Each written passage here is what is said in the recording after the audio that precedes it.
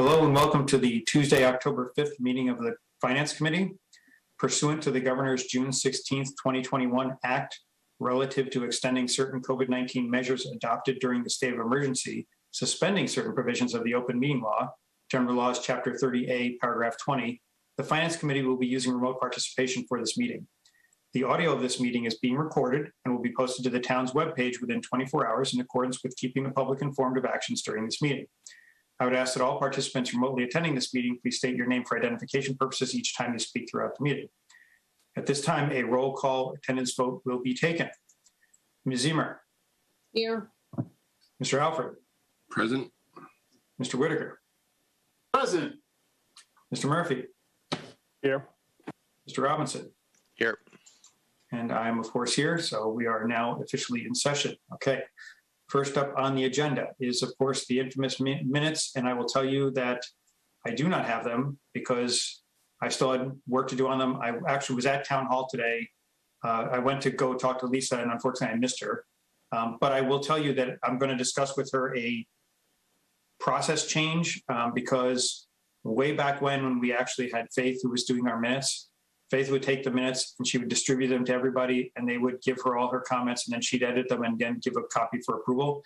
I think we're going to go back to that. There's no need for me to be the gatekeeper anymore on the minutes. If we're going to have somebody who's actually charged with doing these now, as opposed to us having to do them kind of voluntarily. So I'm going to talk to her about that. I'm going to have her send the minutes out to everybody and then you can just give your feedback directly to her. I think I've given her enough feedback on how to do them in a way that conveys the information relatively concisely. So hopefully that eliminates the need for me to have to do any kind of major changes before they get distributed. So look for that coming later this week. She'll probably send out, she has 3 sets of minutes that she's done. So those should be ready for review at that time. So anyway, that's what we'll do going forward. So you'll start getting emails directly from her. I'll just remind everybody, when you get the emails, she'll send them to everybody, but do not reply all, reply only to her and send her your changes. So, okay. Other than that, I don't know of any other administrative matters we have to deal with. So next up is update from the town administrator. And Travis, as you know, will get to the warrant recommendations a little later, so you don't have to go too much into that aspect of things, but go ahead. Yeah, other than that, I think Michelle brought up probably my biggest one, which is the street lights. I did kind of give the summary that Michelle was the liaison from the Finance Committee, and I CC'd Ken, had gotten sort of what brought us to last night. Generally speaking, on the street lights, the financial situation that was our understanding as a town, right? Finance Committee, Select Board, everybody, has kind of turned because of Eversource, not because of our own doing. And now it looks like it will just be financially advantageous for us to actually acquire the streetlights. That's easier said than done. There's quite a bit of legal activity on the back end before we get to that point.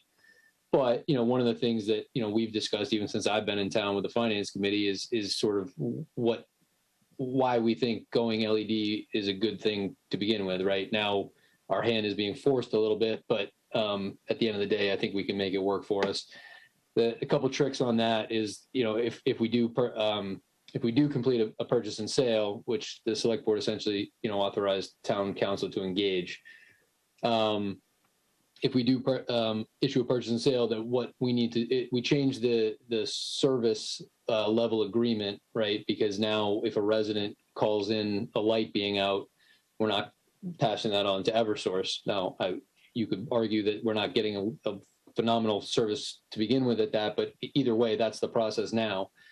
Under a scenario where we take ownership of the street light, the actual sort of apparatus on the pole, not the pole themselves, then when somebody calls in a street light or we have an issue, it's on us, right? And so we probably will not have that capability internally, and so we'll want to make sure that we have some type of service level agreement. We've looked at a few options, including the town of Wellesley's municipal light, who does it for other towns, those types of things. And it is, reasonable at the $2,000 per month range. So we're looking at all that. I'll put it all on paper and get it over to you. At this point, though, the summary is that if we don't have something in place, they've indicated that they will change us to what they consider to be the correct billing rate / tariff which goes up, sizably per month on us as early as January 1st, 2022. So that's kind of our timeline at the moment, but obviously more to come, and there's a hand. So I'll stop there. Okay, Mr. Alfred? Yeah, look, I mean, we've talked about this for a long time. LED lights are great. Hopefully they can really refine them so that they just point down on the street, so they're not shining in my bedroom. But that's a personal concern more than a townwide. But I do just want to make sure that when you do the analysis and you sort of run everything, we're looking at the fully loaded cost. Do we need to buy any equipment? I know this is going to sound stupid, but is there any special training to changing a light bulb that needs to be done? Do we need to have all the things that might possibly come up, that because it's 950 lights, hopefully with LEDs, right? I mean, these things are supposed to last 5 to 10 years, so hopefully the changeover will be, once we swap them all out, hopefully really there won't be much that needs to be done, but maybe we can even convince Eversource to actually come around and change the light bulbs for us at the very beginning. But just want to make sure everything is fully baked. I firmly believe that it's going to end up being a positive ROI, but we just want to make sure that it really is once we look at everything. Yeah, and to that point, I mean, I would say that we don't want to get too crazy about the durability of LED versus HID. They're certainly more durable, right? They last longer. But I think that everybody needs to pay attention. You hear these ads all the time that say, oh, you can get an LED bulb and it lasts 22 years, right? All those metrics are based on certain hours of life, and they assume, to make their bulbs look like they last longer, they assume 3 hours per day, right? Obviously, a street light is going to be in operation significantly longer than that. So I'm not saying they need to be replaced more frequently than the ones we have. They certainly need to be replaced a lot more frequently, but I don't want to give the impression that we're going to change over these lights and then we're never going to have to replace them. They might only last 2 or 3 years in the kind of life that the kind of usage they get on the street versus in a home. Right. I mean, and I put them all in throughout my house, and one of them went out a year ago. They're all the same age, and they're all little cans that you put up into the one of them went out a year ago. The rest are going fine. I mean, obviously it's technology, so some things fail before they're supposed to, and others last longer than they should. But finding an average cost, I don't know if they're more expensive than what you put in now. Are we paying right now to change the light bulbs at all, or the light bulbs are? No, because we don't own them.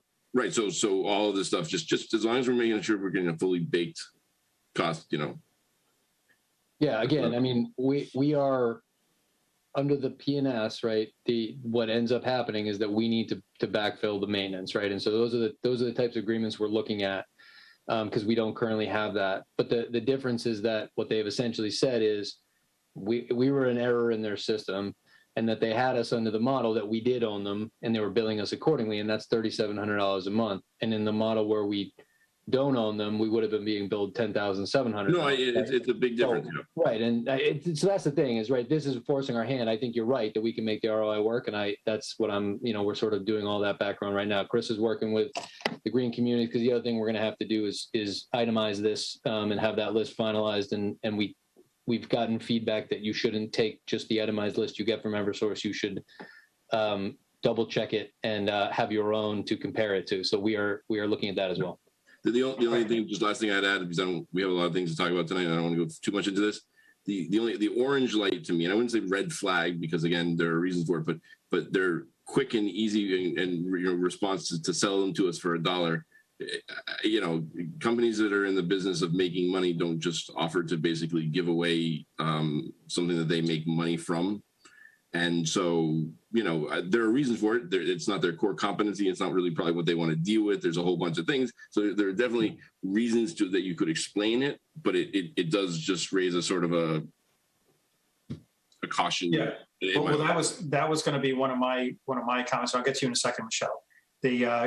One of my comments about that was, because we're not really negotiating a price, there's one other aspect of this, which is how many lights that we are going to be taking on are in need of immediate maintenance. In other words, I can tell you from my experience, right outside my house, there's been a light that has been out for at least a year.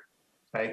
So that's something we want to make sure we factor in. I don't know if you're going to, get into something like when you're doing the inventory, Travis, whether part of that, it's going to be an inventory of what the lights actually are and which ones are actually working, because I think that's going to be important, right? We may take ownership of these things and immediately identify, some fraction of them that need immediate.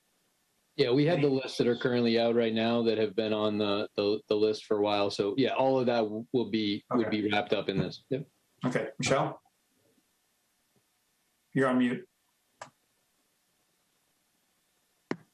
Two things. One, is it as simple as changing a light bulb, or do you have to change fixtures when you change light bulbs? It's a conversion. Initially, to get to LED, there's going to be a conversion of these units, right? So Chris Mayo has also reached out. Green communities could be part of the solution here in terms of conversion.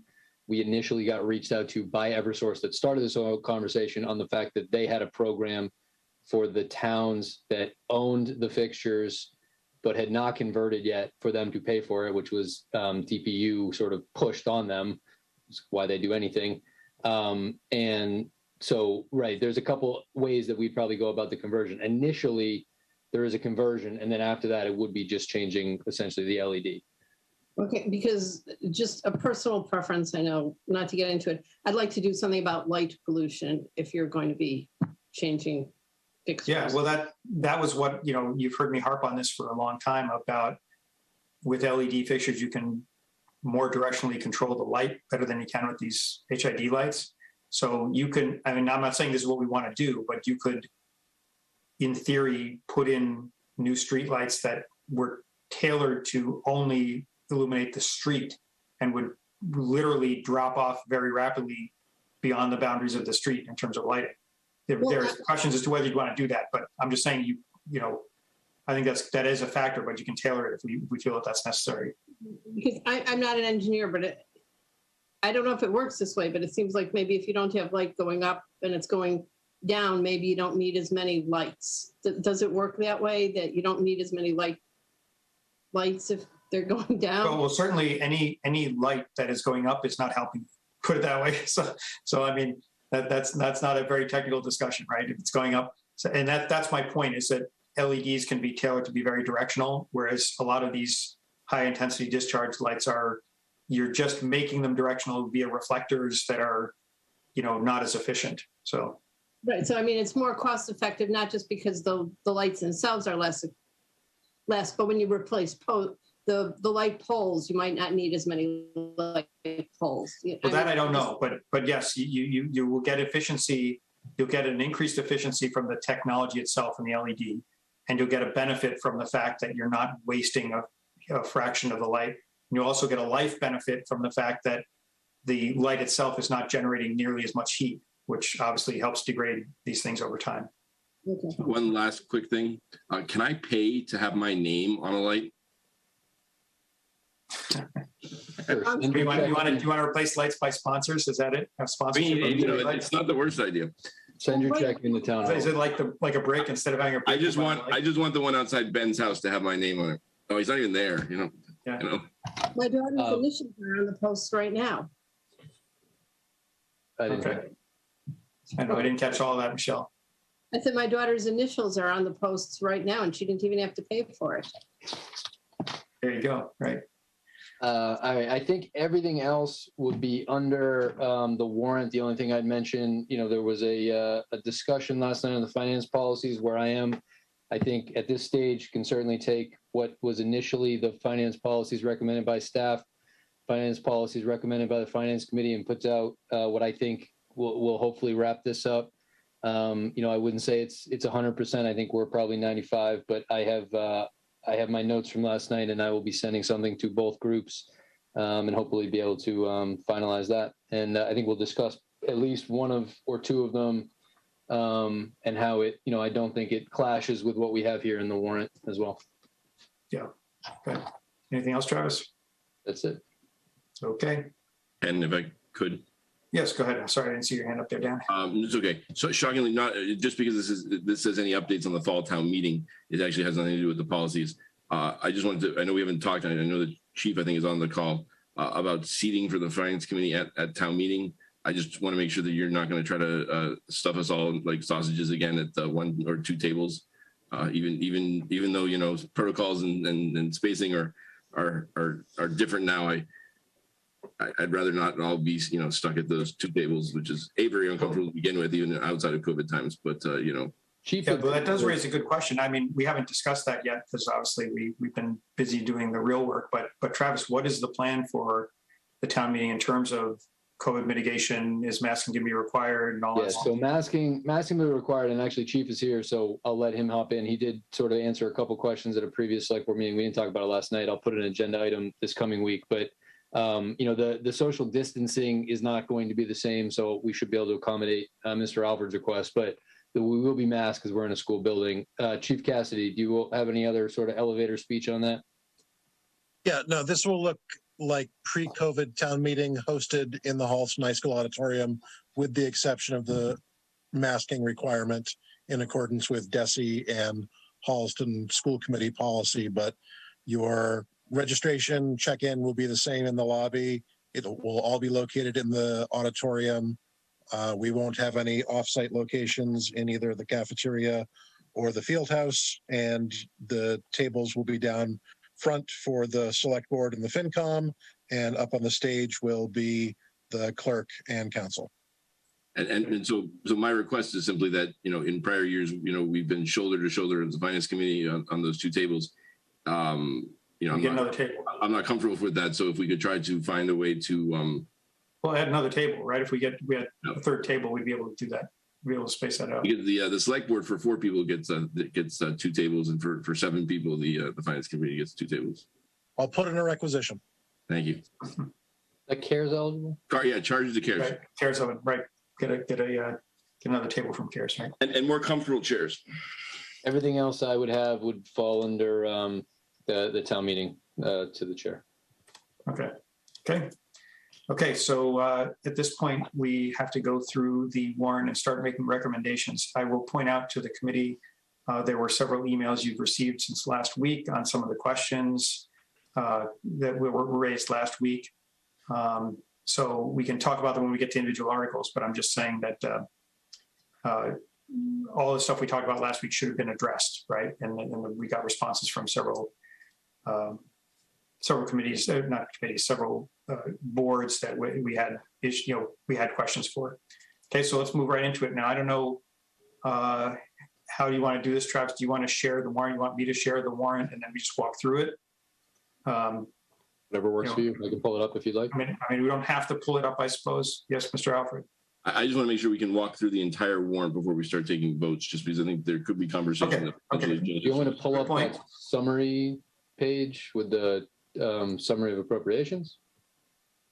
Well, I think, okay, so as you know, what we traditionally do is we do walk through. We usually do the walkthrough the week before, but we couldn't this year because we didn't have everything we needed. But we'll do that. Let's walk through the warrant, decide which ones need debate or extensive debate, and then we'll go back and start, taking votes and seeing where we have to have further discussion. So you can go ahead and share it, Travis, unless you want me to do it. I don't care if you want me to scroll through it. Pull it up. Yeah, that's So fine. let me just cover really quickly the reason I'm hiding these are on here because the total amount of the 3 in the water is what is certified by DLS. The only one that's being impacted by these recommendations is the 98 in the certified. That's why I'm zooming in. Those columns are just, yeah. Yep. Okay. Well, this is the money, but can you share the actual warrant, Travis? Oh, sure. I mean, Because the money's in the article. You have the recommendation. You have your recommendations in the I warrant. was just trying to lay them all out. Yeah. Just so we know what we're talking about here. Why don't I use a demonstration for anybody to follow along at home? There you go. Actually, if you scroll down to our main page, you can go to the special town meeting and the warrant is that works. here as we will put the finance committee recommendations once we have them. Yes, and you're gonna have to do. I was gonna say you're gonna have to do the adjustment because you put the weird pages at the end that messes up Acrobat. So. Yes. Okay, so Article 1. Now what we'll do is we'll walk through. As I said, we'll go one time through the whole thing because it's only 19 articles and not all of them have financial impacts. So we'll walk through it once. Let's have the debate or identify which ones we need to debate. If everybody's fine with it, we move on. We'll take the vote at the end. If somebody wants to debate one of these, just call it out and we'll have the discussion after we walk through it. We'll go back to the ones that want debate debate them one by one. So, okay, so Article 1 is the stabilization fund. And as I said, just raise your hand if you want to talk about it, and we'll just mark it as something to discuss. So, Okay. so I'm just interested if we want to have any discussion about whether we want to put, based on sort of some of the conversation we had last night, whether we want to consider putting any more money into the pension stabilization fund than is currently in there. And so it could impact Articles 1 and 3 in addition to 2. Okay. So you want to have a discussion about 2? Well, no, but if your issue is let's discuss 2, then obviously if that has impacts to the others, we can deal with that. So it sounds like you want to discuss. Okay. Sure. So you want to discuss 2 again, which includes 1 and 3. Okay. So the first 3 are obviously Dan just mentioned, they're the stabilization fund, the pension stabilization fund, and the capital expenditure fund. So you see what the recommendations that Travis has here: 1,565 from free cash. You have 250 for the pension. That gives us, as I said, that will give us. We'll talk about the balances afterwards. 3 is 1.4. So those 3 combined are, what is that? You said 1,565, 1.4. So that's what, 2,965 plus 250. So okay. So that's the vast majority of the certified free cash, just in case everybody wasn't paying attention. Okay. Then we have 4, which is capital. Now with this, I expect that there's going to be some discussion. I know that I have some questions about the list of capital, not the list itself, but recommending certain things. We had asked for certain information. Does anybody have? We'll talk about this one separately because, as I said, there are some issues we need to discuss. But does anybody else have anything else on this one they want to discuss besides me? Okay, don't see any hands up. Okay, keep going. Let's go to 5. Okay, and that's Dan had his hand up on. I it. okay. I think I share some. Well, you didn't raise it in the thing, so I didn't. That's fine. I got it. Now you told me, so I got it. Okay. 5, I presume we're going to indefinitely postpone based on the recommendations we have so far. 6, there's nothing to do. Does it really matter if we indefinitely postpone? Because it really doesn't do anything different. No, but you have to take some action on it, right? It's on the warrant. We could vote no, or we could indefinitely postpone. Indefinitely postponement, just, Same thing. Apparently now it's the same thing. I thought it was. okay, let's not. I prefer not to go down that road. Okay. Of having that discussion. Yep. No problem. Yeah.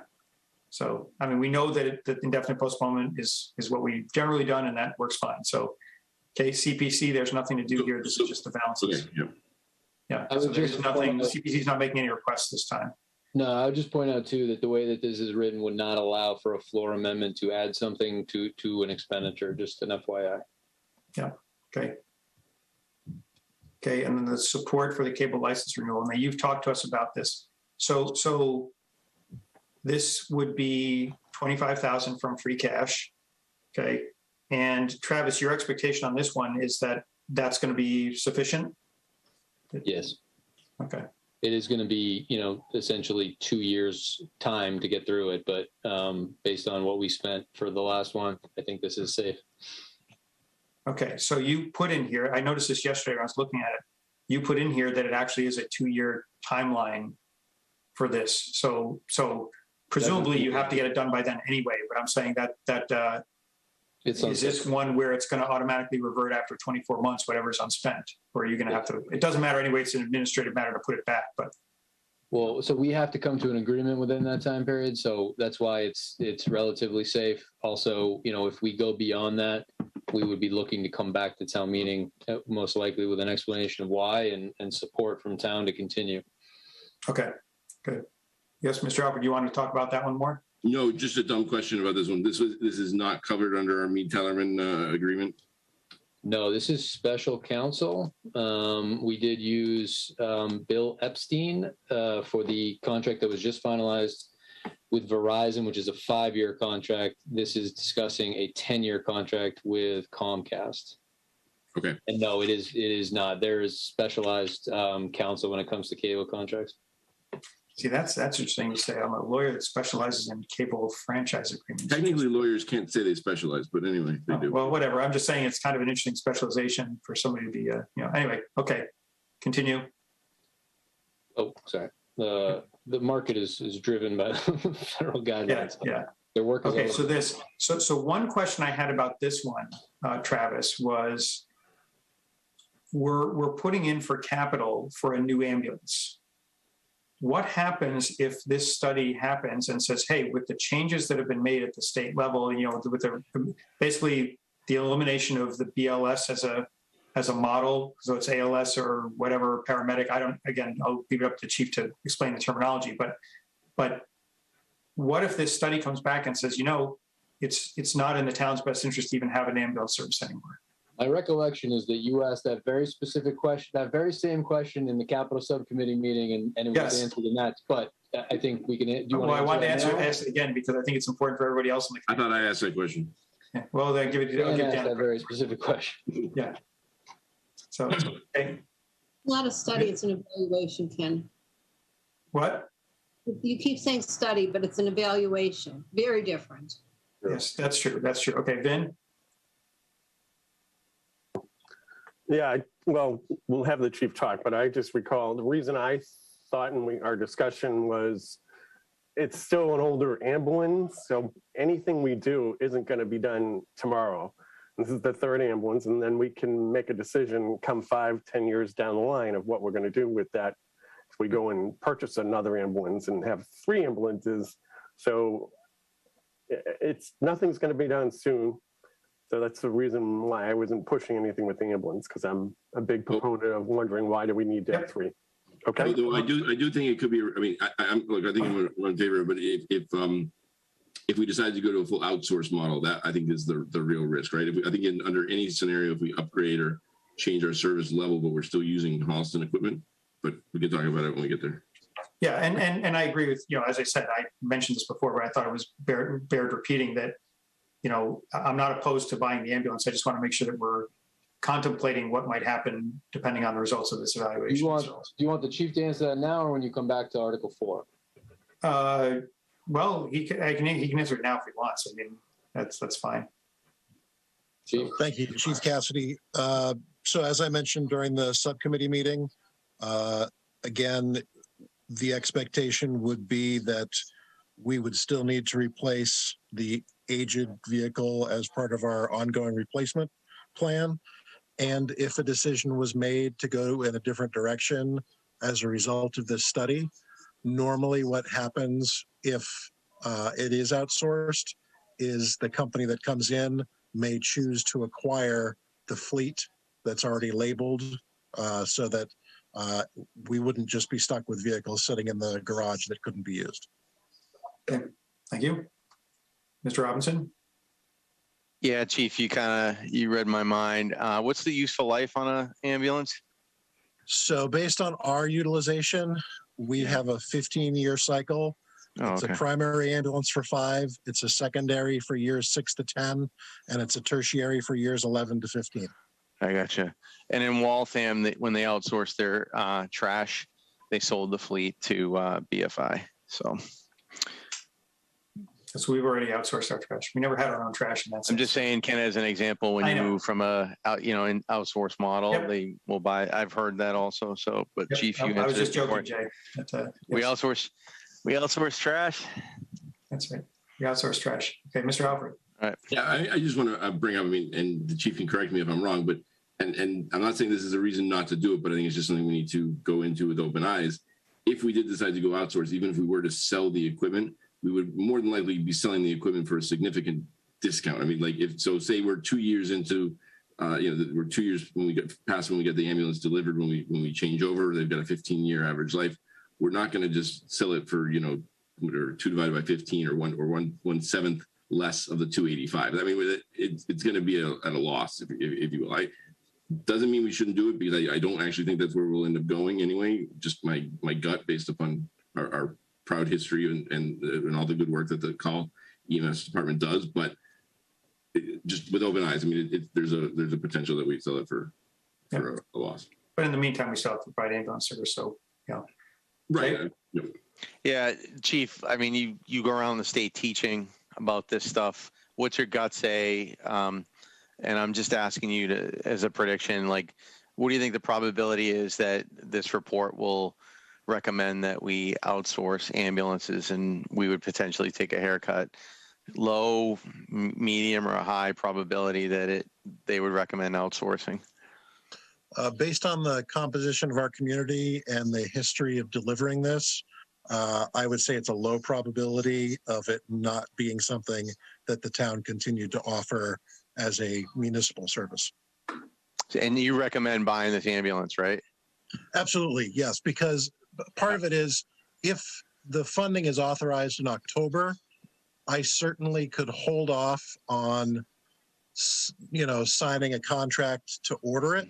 Yeah. But if we wait for the funding authorization until May, then we're much farther down the road in terms of being able to replace the piece of equipment. All right, I'm good. I trust your judgment. Thank you for the explanation. And just to be clear, right, this was supported unanimously by the subcommittee. So I'm not raising this because I don't support the ambulance. It's more just making sure that we understand that there's some risk here if things go. That's exactly the same for me as well. Okay, so the study itself, I don't think anybody has a problem with. We know this is something that needs to be done. That's from free cash, so another $28,000 from free cash. Okay. Go ahead. Then we have the Fips Tunnel. Yes, and as you recall, this was we heard from the rail trail about this. This is the whole restoration project that it will hopefully eventually get tied to the drainage project they're pursuing with CPC. So we'll see where that goes. But anybody have any issues with this one? Okay, let's keep going. 9 Green Street, 300. I think that this one, there's a whole bunch of stuff at the end if you look through the warrant with the plan. So Travis, I just wanted to confirm. I looked over this weekend. 2 things. First of all, the 300,000 is the complete cost. So we've paid for surveys, we paid for demolition, blah blah.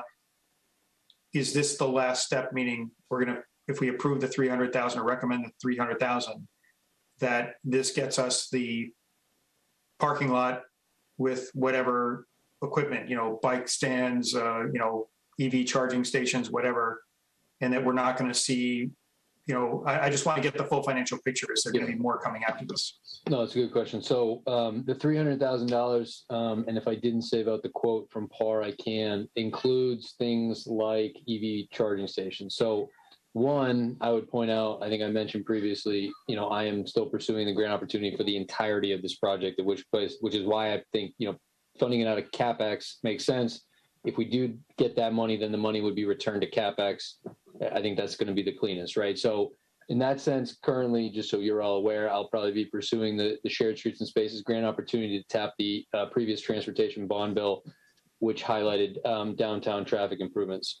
So that is where I'm going on the funding of the entire project. If I cannot do that, then this $300,000 would cover the entirety of the project. But within that $300,000 includes money for EV charging stations.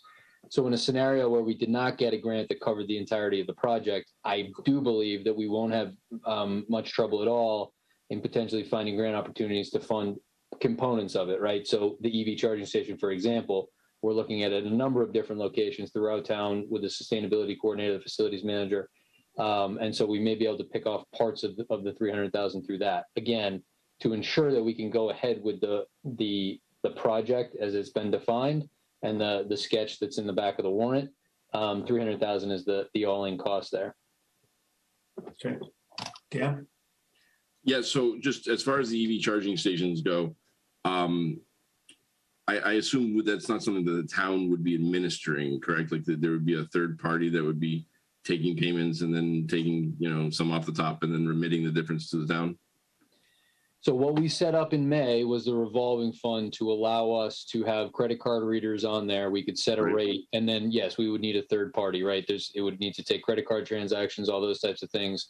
And there may be some administrative costs that we pay out of that. But the revolving fund was, if you all were part of it and in favor of it, was, we want to make sure that we're setting a rate that we're not subsidizing. We want people to pay for the service, but provide the service and draw people in through EV to that lot, which brings them to the downtown area. And so, yeah, the answer is, we would run that through the revolving fund, but there would be a third party involved. But the point is that there won't be like a software ask and computer ask. I mean, I'm just like, it's all going to kind of be No, done so a separately. grant, yeah. So if we ended up paying for the EV themselves, that my anticipation would be that we're setting the cost of running the EV program completely through the revolving fund without tax support. That's my anticipation.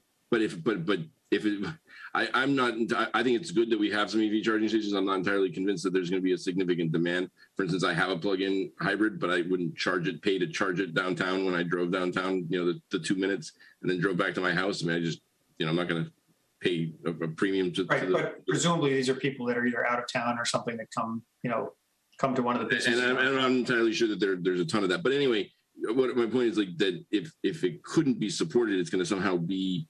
It's going to be a percentage of the revenue or something. I mean, it's not something that could, in theory, that the town may need to cover at some point. Okay.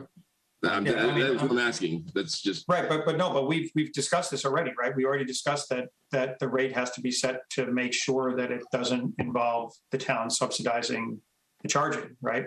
Right. But if it's not used enough, and you're trying to cover the overhead costs, you end up with a rate that is no one will use. And well, no, but the other question is what overhead costs are going to be once you put in the initial charging station. If no one's using it, is my point, right? I mean, if no one's using it, yes, it'll eventually deteriorate and there's wear and tear, but there's much less wear and tear if nobody's ever touching the thing. Well, you've got to pay a billing company something to do it, and I'm sure there's some minimum or something. I don't know, but that's yeah, we can discuss that, but yes, I think that we'll see where it goes, and we also to be fair, we don't know what the future holds in terms of the amount of EVs, right? As EV charging stations become more prolific. Remember, this is right behind what was a Gulf station that used to pump gas, doesn't pump gas anymore, right? So, it may be in 20 years, there are charging stations everywhere and you don't know, maybe they're being fully utilized. And obviously there are the environmental benefits anyway. So, okay. So I think we're good with this as long as there's nothing more coming. Yeah. So holistically, in December 2020, we funded PAR to do the demolition, stormwater and site plan. The demolition is currently being procured. PAR is running that procurement. That building should come down by the end of the calendar year. This would allow us to move ahead with the next phase. Okay. So just out of curiosity, this has nothing to do with the article itself, but when do you think this will be completed? Like if it gets approved in October and the building comes down by the end of the year, is this something that'll be ready for cars in next spring or summer? Spring is very aggressive. I'll say that. Well, no, I was thinking that you're not going to pave it in the winter. So yeah, so you pave it in the spring. But I'm just saying, is this something that theoretically like next summer would be available for use for people coming downtown? That would probably be the most aggressive timeline, yeah. But I can have Al from PAR put together sort of a bunch of timeline options. Yeah, no, it's not actually that important. It's more like I'm just asking partly as a resident who would like to know when it's done, but also because I want to make sure we don't get into a well treatment plant situation, right? Where we fund it and then 2 years from now I'm saying where's the parking lot, So okay, keep going. Okay, so 11. This is okay. This is the retained earning thing. Okay, this is the dead end loop, right? Yeah. So I think I really liked the Stantec group that did the water study. They gave us essentially, and it still needs to be finalized in terms of the report, but the presentation's up online. I linked it here. And they did say here are the first 5 projects we would do, which is something that we asked. And this one is the time sensitivity is, they are seeing the value in providing bidirectional flow, which we put in here from the new treatment plant, which is set to come online in 22. And that's why, one of the reasons this was one of their top priorities for us to move ahead with. And this is the design engineering. It's not the project. But it is essentially a looping type project. I thought they did a good job in their presentation of essentially saying you don't want to loop everything. You can't loop everything. That's not realistic. But here's one that they see as a priority. Yes. No, and I get that. I remember the whole discussion. I guess the one question I had about this one was, we talk about the mile per year of pipe replacement. So when we get, let's say that the goal here is to get it done before we get to the treatment plant coming online next year. how will that impact the main replacement program? Because obviously you're gonna have to lay all this new main to make the loop. Can you see this if I pull this up? Or are you still on the document? I'm still on the document. Okay, I just pulled up the Appendix A. So I'm just going to the certified retained earnings, which is split out between the retained earnings, the water infrastructure. I just want to see the balance. So the water infrastructure balance right now is 1.55. So by May, the way that the total cost of this project will be lined up is that certainly the water infrastructure fee could support it. And then that would put us on the next year essentially for a water main project, or we would look at an alternate funding source. It could be water earnings or it could be borrowing. So you basically answered my question, which was the intent is that this main, when it's put down, is going to be funded from the infrastructure fee. That's one funding source, yeah. No, I think if we want to do it through cash, that's probably going to be the best source. Okay, no, I was just asking because that was my whole point was that you're going to have to essentially, I wouldn't say defer because it's all on the list, right? But it'll have to then be meshed in with the whole main replacement program because you have to take some of that funding to do this new main. That's Mr. Alfred?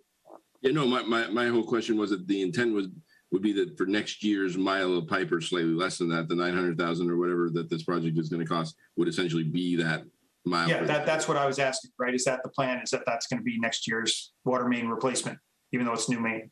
Right, and I think, what the select board has discussed, and I think, the liaison's been there for part of that discussion is, between now and May and more likely probably next October, is taking the Stantec report, sitting down and sort of laying out, making sure, I think, like I said, the water report sort of says here are the phases that we would go through, our recommendations to you to start with. And lay that out and borrowing is an option, the cash, the mechanism of the water infrastructure fee is an option, and we'll plan all those out, but this is essentially the start. So if we would want to stay with a mile and do this as well, we would need to do something other than simply relying on the water infrastructure fee. That's what I could say definitively. Okay. So we can go on from this one then. Okay, the sidewalk improvements. Okay, so this one I know we want to talk about because there were some things, there's things in here in the comments that, so you've changed this. There's more to this, right? You're not, so it's a 230, but there's more. Okay, that's what I was going to say, the other comments. So yeah, the issue with this one, right? The issue with this one is you pointed, we talked about this earlier, right? These project numbers don't line up to the spreadsheet that we had available. Yeah, and that was my fault. I didn't realize the extent. So Green International is the consultant. And so we did have Stantec and Green International work directly, which was very helpful, I think, on the end product. And Green International, I didn't realize the degree to which it was still dynamic. So when I put up a version, I assumed that was the version that was with the Complete Streets application. It had changed. So what I saved out here, and now you can see this, right, that I changed it? Okay, all right. So let me just pull up. So this is the information that you all have access to. So now, and I sent out an email earlier, but I apologize, it was today. It was brought to my attention that I had not lined up the project number. So there's an Excel spreadsheet in here. This is the updated one. We're getting that online. Chris, I think, may have done it before he went off to the Red Sox game, but we'll make sure that gets fixed. That was my error. Okay, so well, I know there's several. I know there are several questions about this, so I think we're going to have a separate, we don't have to answer all of them now, but we'll definitely have to debate that one when we get to it. Okay. As I said, I don't think it's so much that nobody's in support of the sidewalks. It's a question of reconciling some of the stuff here that doesn't jive with what Stantec said. So, okay. So next, crosswalk safety. I don't think anybody have any problems with this one. I'd like to talk about this one. What? I'd like to talk about this one. Okay, crosswalk safety. Okay, fine. It's 15. Okay. Okay, 14, storm management. I think we did talk about this. You've talked about this before. This is free cash. This is the required MS4. So really, there's not much to talk about because we have to do it. So, It's always nice when the state says, debate it and vote on it, but you have to vote yes because you have to do this.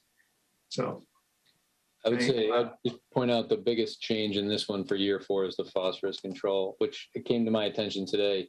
We are required to because we're in the Charles River watershed, but that information will also be valuable to us in the context of Lake Winthrop. So that's when we get actual value out of these things as well. So just, now that you mentioned that one thing, when you say phosphorus control plan, what is that going to boil down to? Is that going to be like, obviously people use lawn fertilizers and things like that have phosphorus in them. So is that going to in some way impact, like, in other words, like, it's one thing for the government to say, okay, you have to have a control plan for how you're going to, work to make sure it doesn't run off into bodies of water. But does that mean that it could come down to the government saying, okay, if you live in Holliston, you can't use fertilizers with phosphorus in or something like that? I would say, having dealt with this. Travis is Sean Reese. Sorry. Oh. I apologize. I've been trying to, regarding this, there's an educational component to that, Ken. Okay. The majority of that phosphorus, if you had an exceedance in that, is addressed through the educational components of the stormwater management plan. Okay, good. So if you continually had exceedances with that, anything's possible. But right now, those are spoken to in just an educational arm of the stormwater management. There's no plan for that. Okay, thank you, Sean. The only reason I was asking about that was because I was thinking about the financial implications of if we have to go to a ban on phosphorus fertilizers, how do we enforce that? What do we, do you have to hire somebody to, the phosphorus police or whatever, that kind of thing. And so if it's an educational component, that's fine. Then doing the plan and having the educational component is and down the road, Ken, is where you get into, as other towns have, charging for stormwater impervious services. If it became an issue in town, that's when you institute some other enforcement options. Okay. Okay. Yeah. Well, as I said, it's more that, again, I look at all these with eyes towards how much money could it cost us in the future. And that's why I was asking. I understand. Unfunded mandate. There you go. Yep. I know it's an unfunded mandate. So, okay, go ahead. Good. Thank you, Travis. Okay. So the road acceptances, I know, Dan, you had some questions about this. Did you want to debate this one, or do you have simple questions that he can answer now?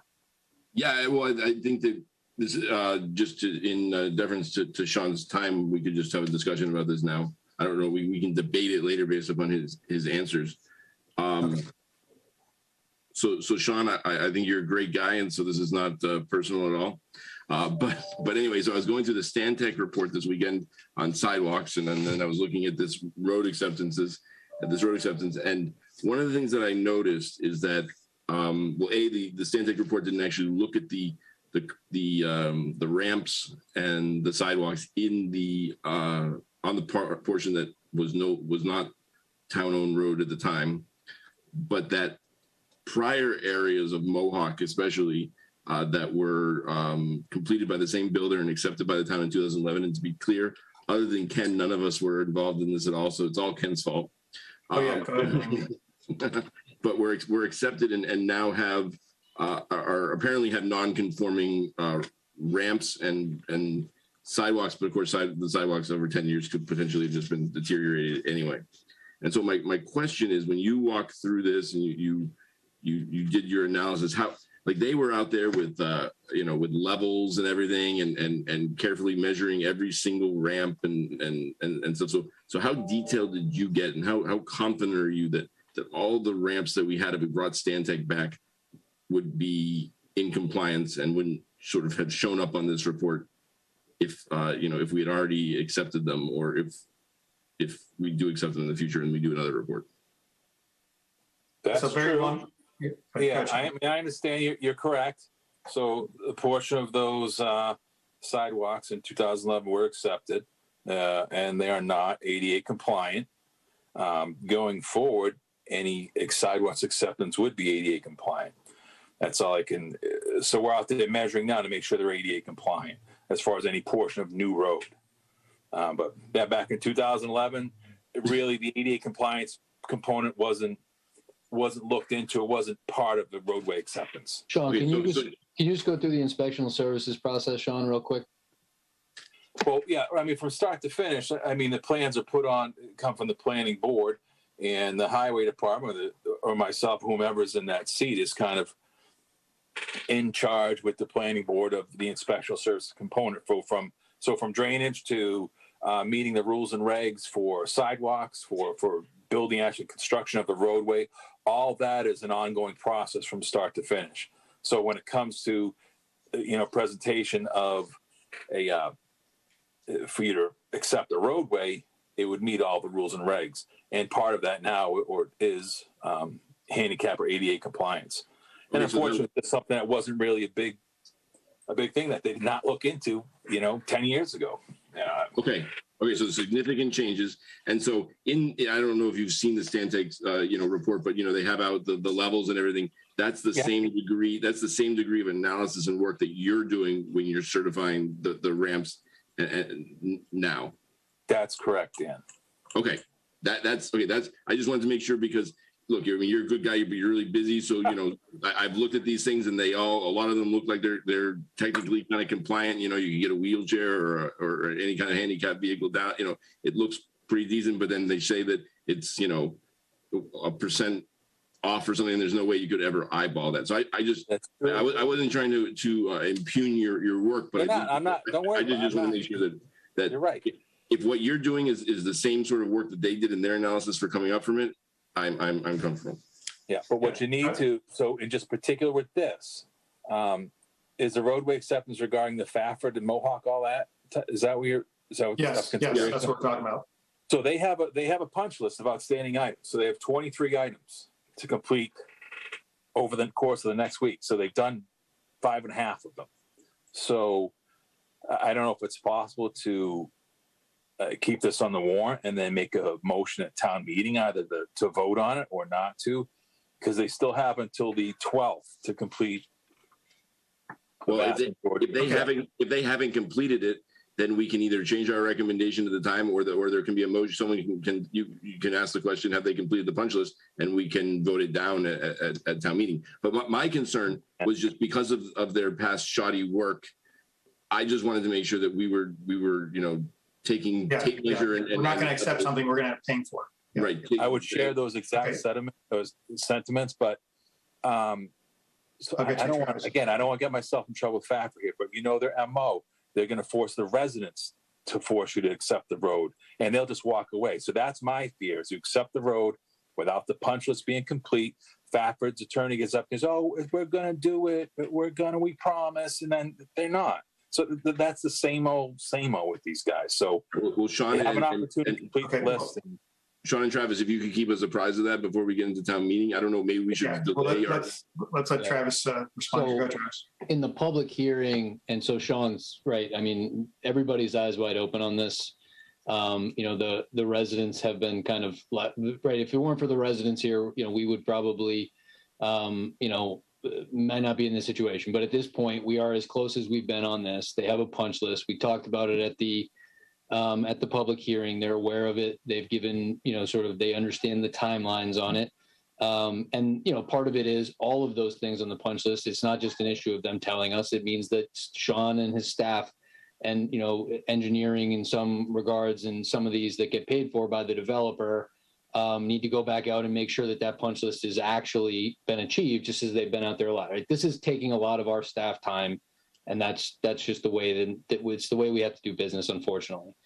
What we can do, and what you could do tonight, or what you can do on town meeting, is sort of confirm that punch list has been signed off on by DPW and the planning board by that stage. The other thing that we're going to have to consider, and this was talked about at the public hearing. So normally what we have is performance bonds, where if they don't act right, we keep the money, and that way the town's right. But we've kind of gone through, this has been so long that the performance bonds have run out. So the other thing that we've discussed and is going to be in place is a management bond, because we've had issues where when the street lighting goes in, that means that Eversource potentially could dig up something that Sean and his staff and engineering just signed off on, right? So that's why we're also going through a step that's not common, which is to have another bond, but it won't be the performance bond because it's going to be outside the purview of the planning board now, because of the work that Eversource still may need to do. So, I mean, it's not perfect, but again, I mean, it's as close as we've been on this one. And yeah, again, the punch list being done and the timeline. And then beyond town meeting, just to kind of play that out, if there is a concern and we get down to crunch time, is, you know, essentially the town has 120 days from the time of town meeting vote before this papers are passed, so to speak, right? And so you don't want to get into those stages where those 120 days are being used, but you can have an instance, and we've had to have multiple votes on road acceptances before. Indian Circle, Indian Ridge Road South, I believe 1 through 5. Yeah. So, I mean, again, you know, it's nice when they're neat and clean. They're not all neat and clean, but again, you know, I have faith in Sean's staff that if the punch list isn't ready, that we'll get you that information. But that 120 days, that doesn't take a repeal vote by town meeting, right? That's something the select board could act on. Right. To nullify the vote of town meeting. Yeah, we don't have to pass papers. I mean, I don't know the details of it. So town meeting passes it, but then it's up to the select board to execute the sort of. There's paperwork to be executed. Yeah. So there's still leverage after town meeting. Yes, we still have leverage in those. Okay. Jay. Yeah. So, question for Sean and question for you, Ken. So, like Dan was talking about, what was it, 2010, and then today, how the town is going through to make sure everything's, I guess, ADA compliant. Sean, who was managing that from the town? Like, was it you or was it Tom Smith that was running like the verification process this time? What, 10 years ago or this time? No, this time.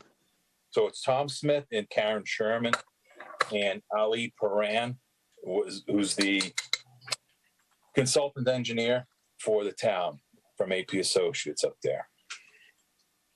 So the combination. Okay. And it was Tom in 2010 that was ultimately accountable for it. I don't really know, to be honest. I wasn't here then. I don't really know the process, to be honest with you. Okay. It's quite feasible that he would have been part of that, or whoever the planning board was at the time. I don't, that I'm not 100% sure on. Okay. There were different sort of parameters at that stage too, as Sean mentioned. Yeah, there's some reasons why I'm asking that, but if you look at a lot of these things, they look reasonable. So if you're just kind of taking a glance and being like, someone can get access through this, it looks, reasonable. So your point is well taken, Dan. You had Dan. from me, Jay. Dan, your points are definitely well taken, and enough said there. Could we put language in? Like FinCom recommends this contingent on completion of punch list. We can do whatever we want. Yeah, our recommendation can read however we want to read it. It's just how we voted, right? So we've done that in the past where there have been recommendations where we've said, we're in favor of this, contingent upon, X or receive of grant funding or something like that. And just to be clear, right? I think that it's important when people look at some of this stuff, right?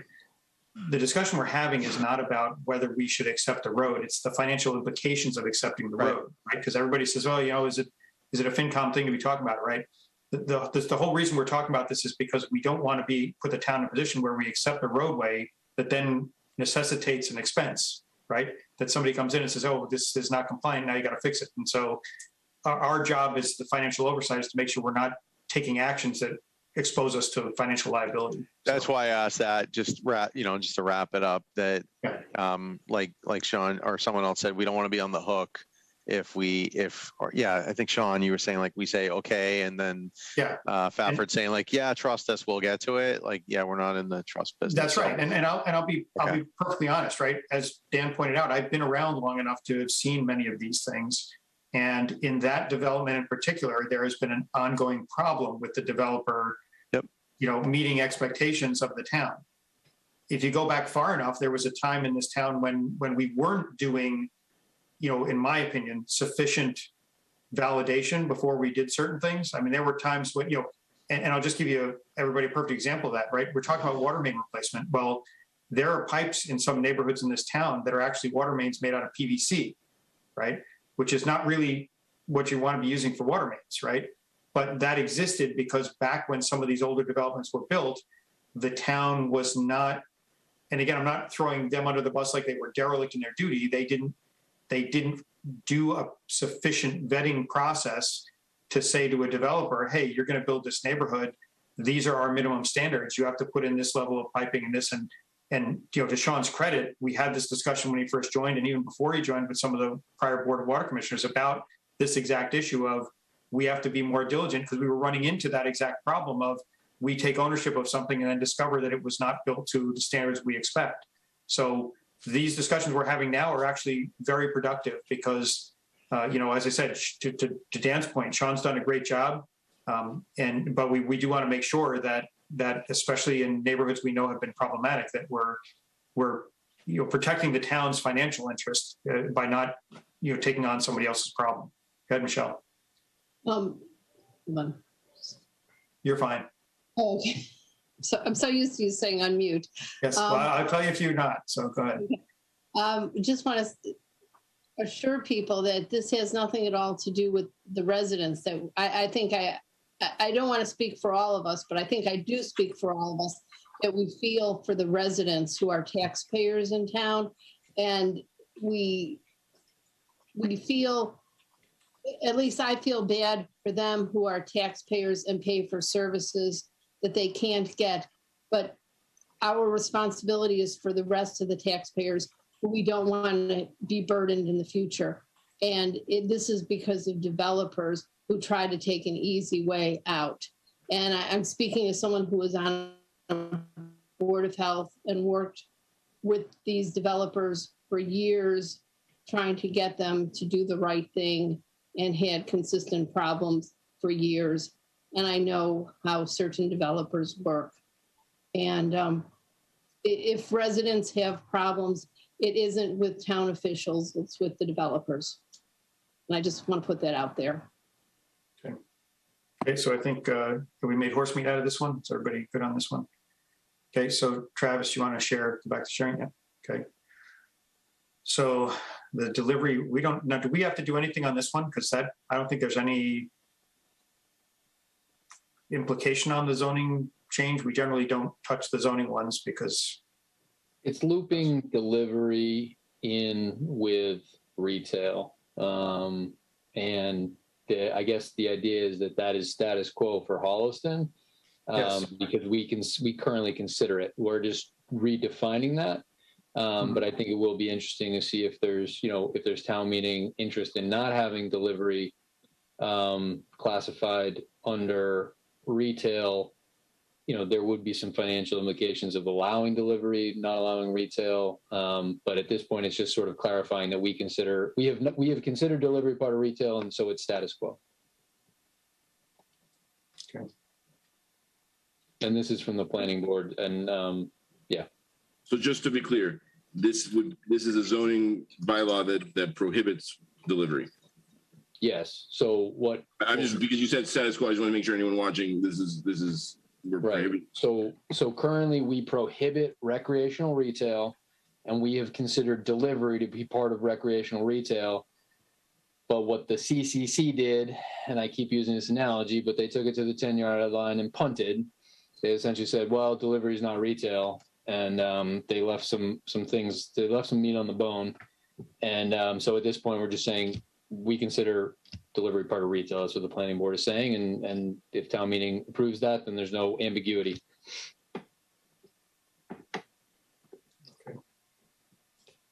Okay, so the question is, do we have to do anything on that one? I don't think we would make a recommendation one way or the other, because I don't think there's any, anything. As I said, we generally haven't weighed in on zoning bylaws because there's no direct financial component there.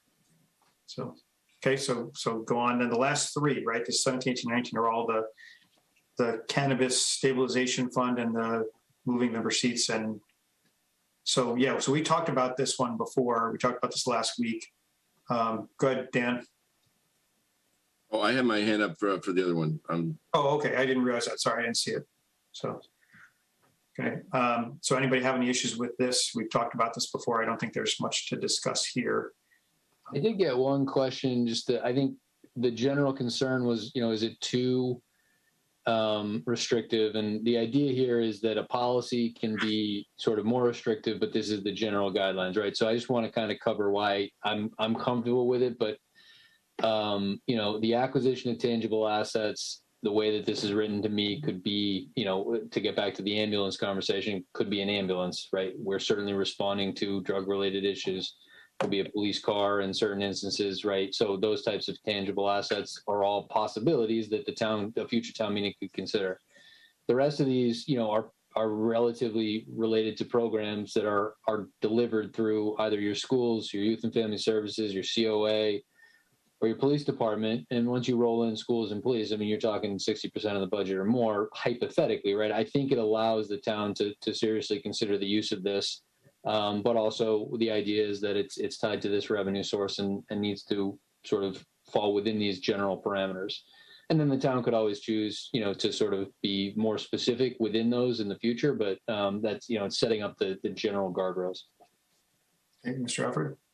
Yeah, the only thing I'd say about this, and it sort of ties back into the one before, but we don't really have we're not going to really vote on that because it's just zoning.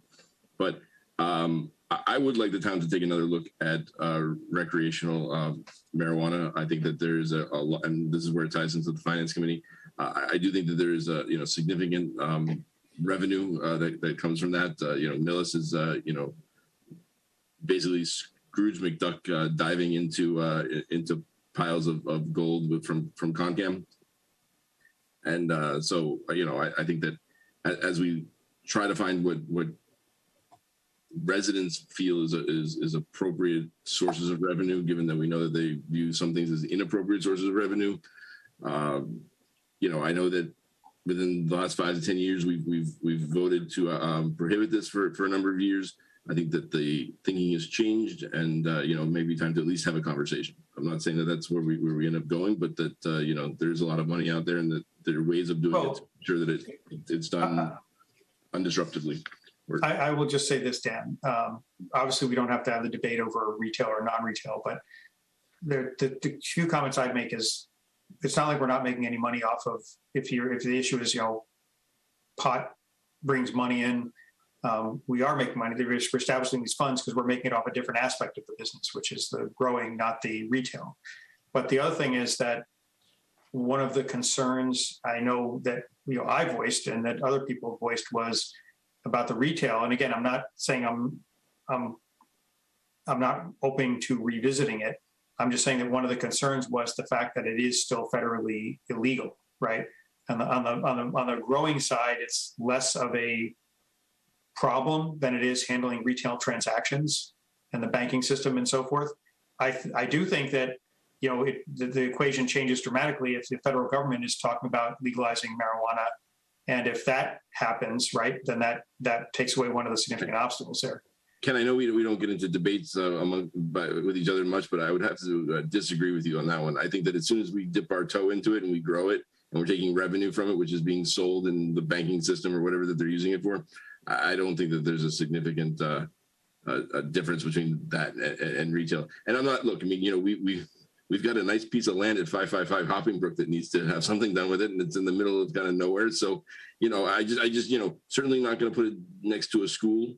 But I think that there are ways of at least looking at, the community may not be interested in it at all, but I did post something on Facebook a few months ago, and not that Facebook postings and polls or any kind of, I was just going to say, Facebook is not exactly scientifically accurate. Yeah. But by and large, the comments were positive. And while we have 300,000 in revenue this year, I think Concam was paying over $1 million to Millis or something like that. Right. Well, so as I said, I'm not. I didn't say I was opposed to having the discussion, but I'm just saying that there. It's not for us to really start. I'm just simply saying yes, that exactly. It's something to be considered. Yeah. Go, Travis. Just to tie that to these 3 articles. So these 3 articles are designed specifically to take the revenue that we have been receiving and put it into this fund to segregate it. We discussed that. It's been that impacted the number that we've got certified in free cash by 300,000 this time. That will begin to taper off, and then we'll go to just 3% of wholesale sales, which I don't have a model for yet, based on the way that the information I get from the CCC. What these 3 articles do not do is specifically take the excise, which is off of recreational, right? We get we get revenue through the HCA agreements, but we do not get excise from the sale of recreational retail. It's very specific. And so currently, if the town chose to change its mind on recreational retail, we would need another article if we wanted in the future to put that money into this. To have a fourth article on this warrant in the hypothetical situation the town ever changes its mind seemed like it was going to cause more confusion. So it's not on here, but I have it in the future if the town chooses to change its mind. Travis, I'm sorry if I missed this, but what about the medicinal? Medicinal is a completely separate animal for recreational, so it is not excise, and it works just like our HCA agreements on cultivation and manufacturing. Perfect, because the select board did approve, as they basically have to, a medicinal plant, right? A medicinal facility. Yep. There is one HCA for medicinal, yes. Yeah. Okay. And then that's it, right? 17, 18, 19. Yes. So, okay. So let's go back. Okay. We have now, we said I had like 2, 12, 13, but 2 covers 1 to 3. So let's have the discussion now. Before we get into the actual specifics, if there's a broader discussion that people want to have about the funding, you saw where the funding recommendations are, then let's have that now, because if for example, you're going to want to debate one article that's going to impact funding for other articles, bring that up now so that we don't start taking votes and then have to go back and revote. But if everybody, you saw all the recommendations from Travis on where these funds would come from, if there are specific objections, go ahead, Dan. I just, once we're ready to start the discussion on. Okay, so let's start the discussion. So go ahead, Dan, you can start off with your concerns. Which article do you want to start with? I'm just going to start at the top with 2, and we can kind of work our way down. My only thing is, that we had a nice spirited debate last night with the select board, and it seemed like the select board had some concerns about using too much free cash for this stabilization fund. They want, it seemed like at least 2 of those members were pretty locked in and splitting up OPEB, and we've had obviously that whole conversation, but I'm not trying to rehash that conversation. But we do have a significant windfall this year. And well, I appreciate the way Travis has split this out. I don't disagree kind of with the way it is. But my one thought would be, do we put $500,000 into the pension stabilization to sort of super fund it to begin with, and then also, in theory, take a little bit off of the pressure of potentially needing to fund, 250 next year from free cash, just in case we don't have as good of a windfall, or there are some other priorities that come through that require the money to be just like a traffic light type of thing. If we wanted to, if something like that came up where $2 million, we could find. If there's absolutely no interest, this is not something I'm interested in really pushing. But if it did seem like there was a lot of interest, Vin's shaking his head. I was say, Vin, do you want to comment on that? Why you got on mute? Come on, people, look at your damn mute thing. Sorry. No, I'm quite happy. This is just the initial stage. Yes, we have the money, but we have a purpose of leaving the money as flowing into next year's. We can deal with it in May. And so if the money's still there and nobody has anything, maybe we can bring it up back in May of putting the 250 in additional into stabilization. To be clear, the leftover is like 202 or something like that, I think, right, Travis? Something. I thought it was 260, but I could be wrong. I glanced at it.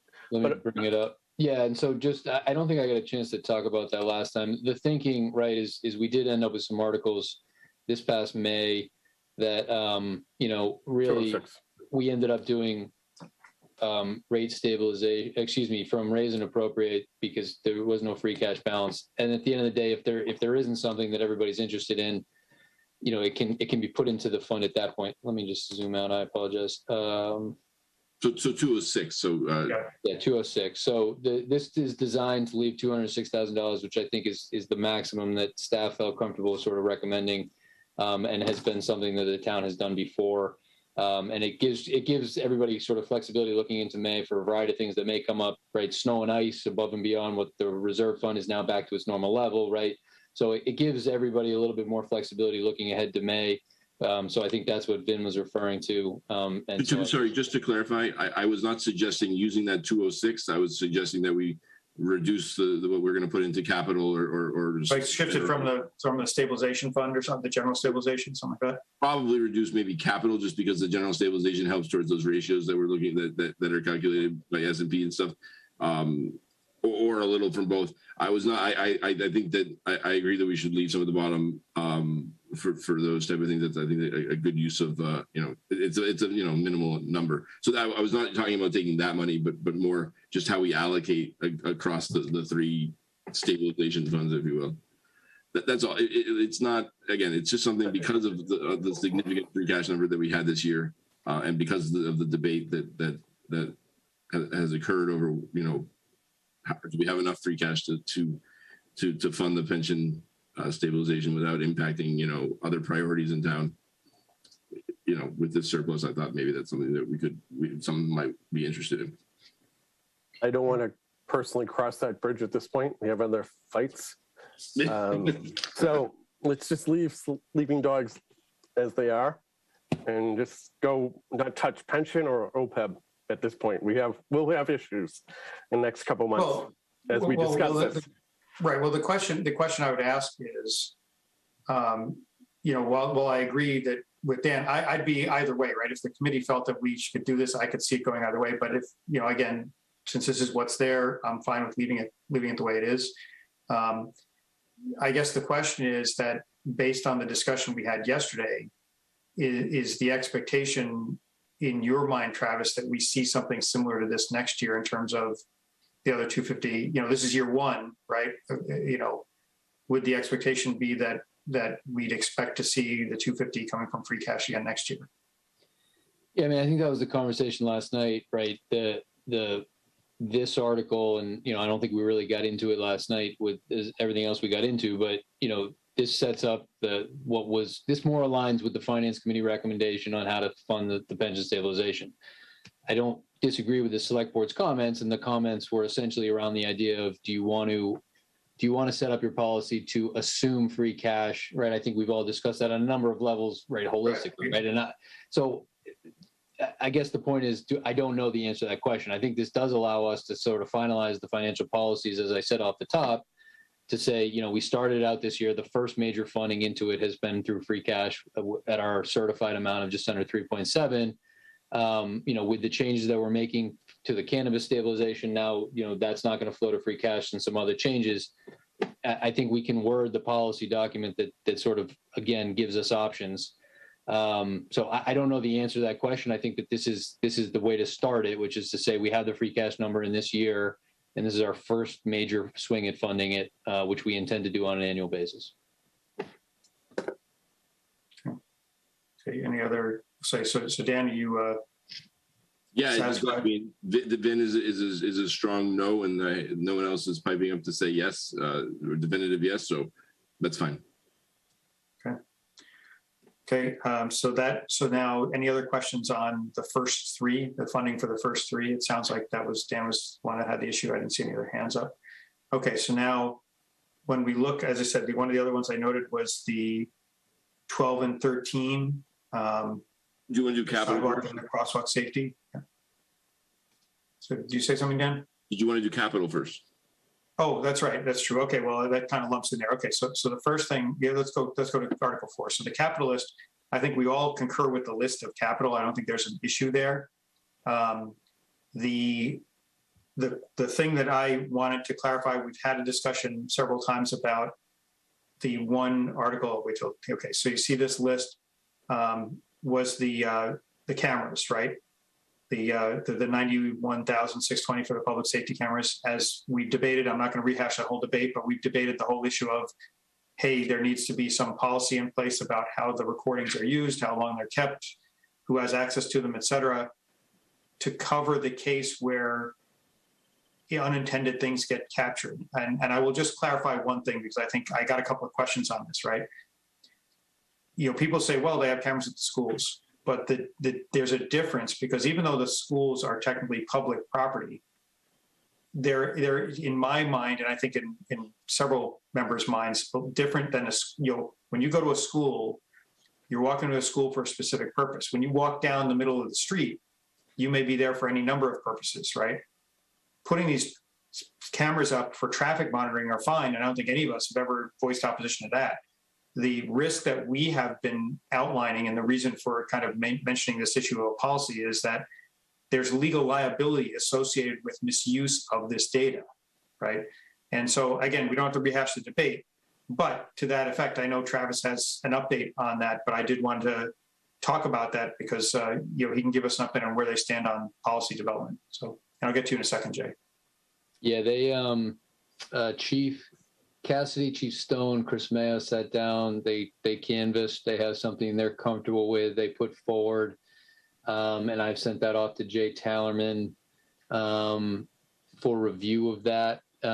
It's not a policy that we see a lot in police departments in our neighboring communities. So they did sort of have to canvas further out, but they came up with something that I've looked through and I think is obviously very well thought out. I think just from the genesis of this, I think from the finance committee perspective is making sure that the town is protected from a liability perspective. So obviously, having council, review it is really going to be one of the most important steps of this. So that's the stage that we're at right now. But they did come up with that policy. They reviewed it, and it's currently being reviewed by council. Okay, Jay.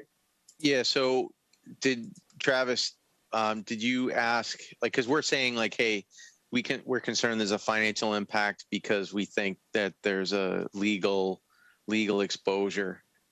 Did we get confirmation? Let's say that this policy just spins and then they put in the cameras before there's a finalized policy. Did town council advise that we're legally exposed if we implement those lights without a policy? I did not ask Jay's opinion on if we should have the policy. I said, here's a policy. Could you please review it to make sure that it is in our best interest the way it's written? Because that's the whole basis of Ken's concern, right? But just to be clear, there's a difference between a legal liability and and getting sued. Yes. And having that take up the time of your town employees, which costs money, and counsel, potentially additional outside counsel. So there's a difference between whether you would lose and have to make payouts and just being sued. So you could be sued no matter what, even if you had a policy, Dan. So if the concern is that a lawsuit's going to cost us money, we could put the lights in with the world's greatest policy and still incur legal costs. It's true, but if you have a good policy, hopefully that limits it makes it easier to show a court what you have and reduces the sort of the time that it takes. If you don't have a policy, or if your policy is too wide, it just leaves you more open to punching holes in what you're doing and creates additional.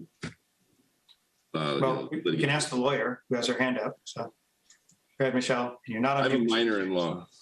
Yeah. This actually isn't a financial concern. I'm always concerned about stalkers getting information from people. You know what I mean? Someone stalking someone doing a FOIA request.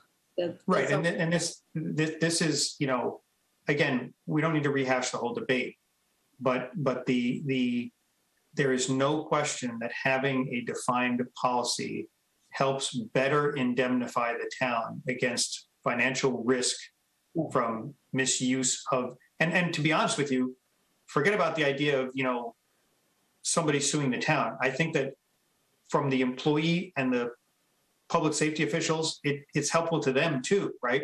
Because if there's a policy that says this is how these things get handled, right? Then they don't have to take their best guess. Should I be doing this? Should I not be doing this? They have something that says this is how these recordings are handled. And as I said, it's not like being filmed on school property. This is when you're walking down a public street, they're looking for traffic, but they catch something else, or somebody sees something and misappropriates it in some way, post something on Facebook they shouldn't be posting, or make somebody look bad and they get upset and feel reputational harm, right? I mean, as again, we don't have to go through, I don't want to go through the whole debate, but I do think that, Travis's point, right? They are working on a policy. I think we need to give them a chance to do that. My personal feeling is, with regards to this one item, I would prefer to let the policy go a little longer and maybe recommend making a recommendation to town meeting on this one item to see, because by town meeting, and talking to Travis earlier, it sounds like they're going to have some legal feedback from Jay. I'm not saying they necessarily have the policy implemented, but they might have the initial feedback and make more progress on it. And again, I'm open to either way, but I would concur with that. So I'm just saying, I'm not saying and just to be clear, I'm not saying we kill the cameras. I'm saying we might want to just delay and see how this policy review goes. If Jay comes back and says this is a good enough policy, it establishes good procedures, and then we can just vote before town meeting and say, okay, we support this. So Can we just say contingent on, like, our support for that line is contingent on town council blessing or whatever language you want to use? well, we can, but that generally is not as helpful, because it's if we say we're just going to make a recommendation to town meeting, then when I do my initial overview, I'll say we voted before the meeting to support this, right? So I just make the statement at the beginning of town meeting. It just doesn't go in our printed report. That's all. It just says we'll make a recommendation to town meeting on that one item. But Michelle, you were going to say something? I was just saying, I would be satisfied just knowing that Jay Tellerman is reviewing it and nothing will be purchased until there's a policy. But I think we want to look at the policy too. I know we're not going to be fine tuning it, but just to make sure that it actually is somewhat comprehensive.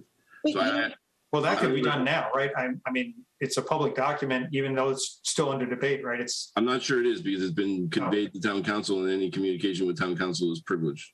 Well, I know, but I'm saying if the select board's discussed it, it's, I don't know if they have or not, but. I'm an attorney. I'm not a civil rights privacy specialist who would know.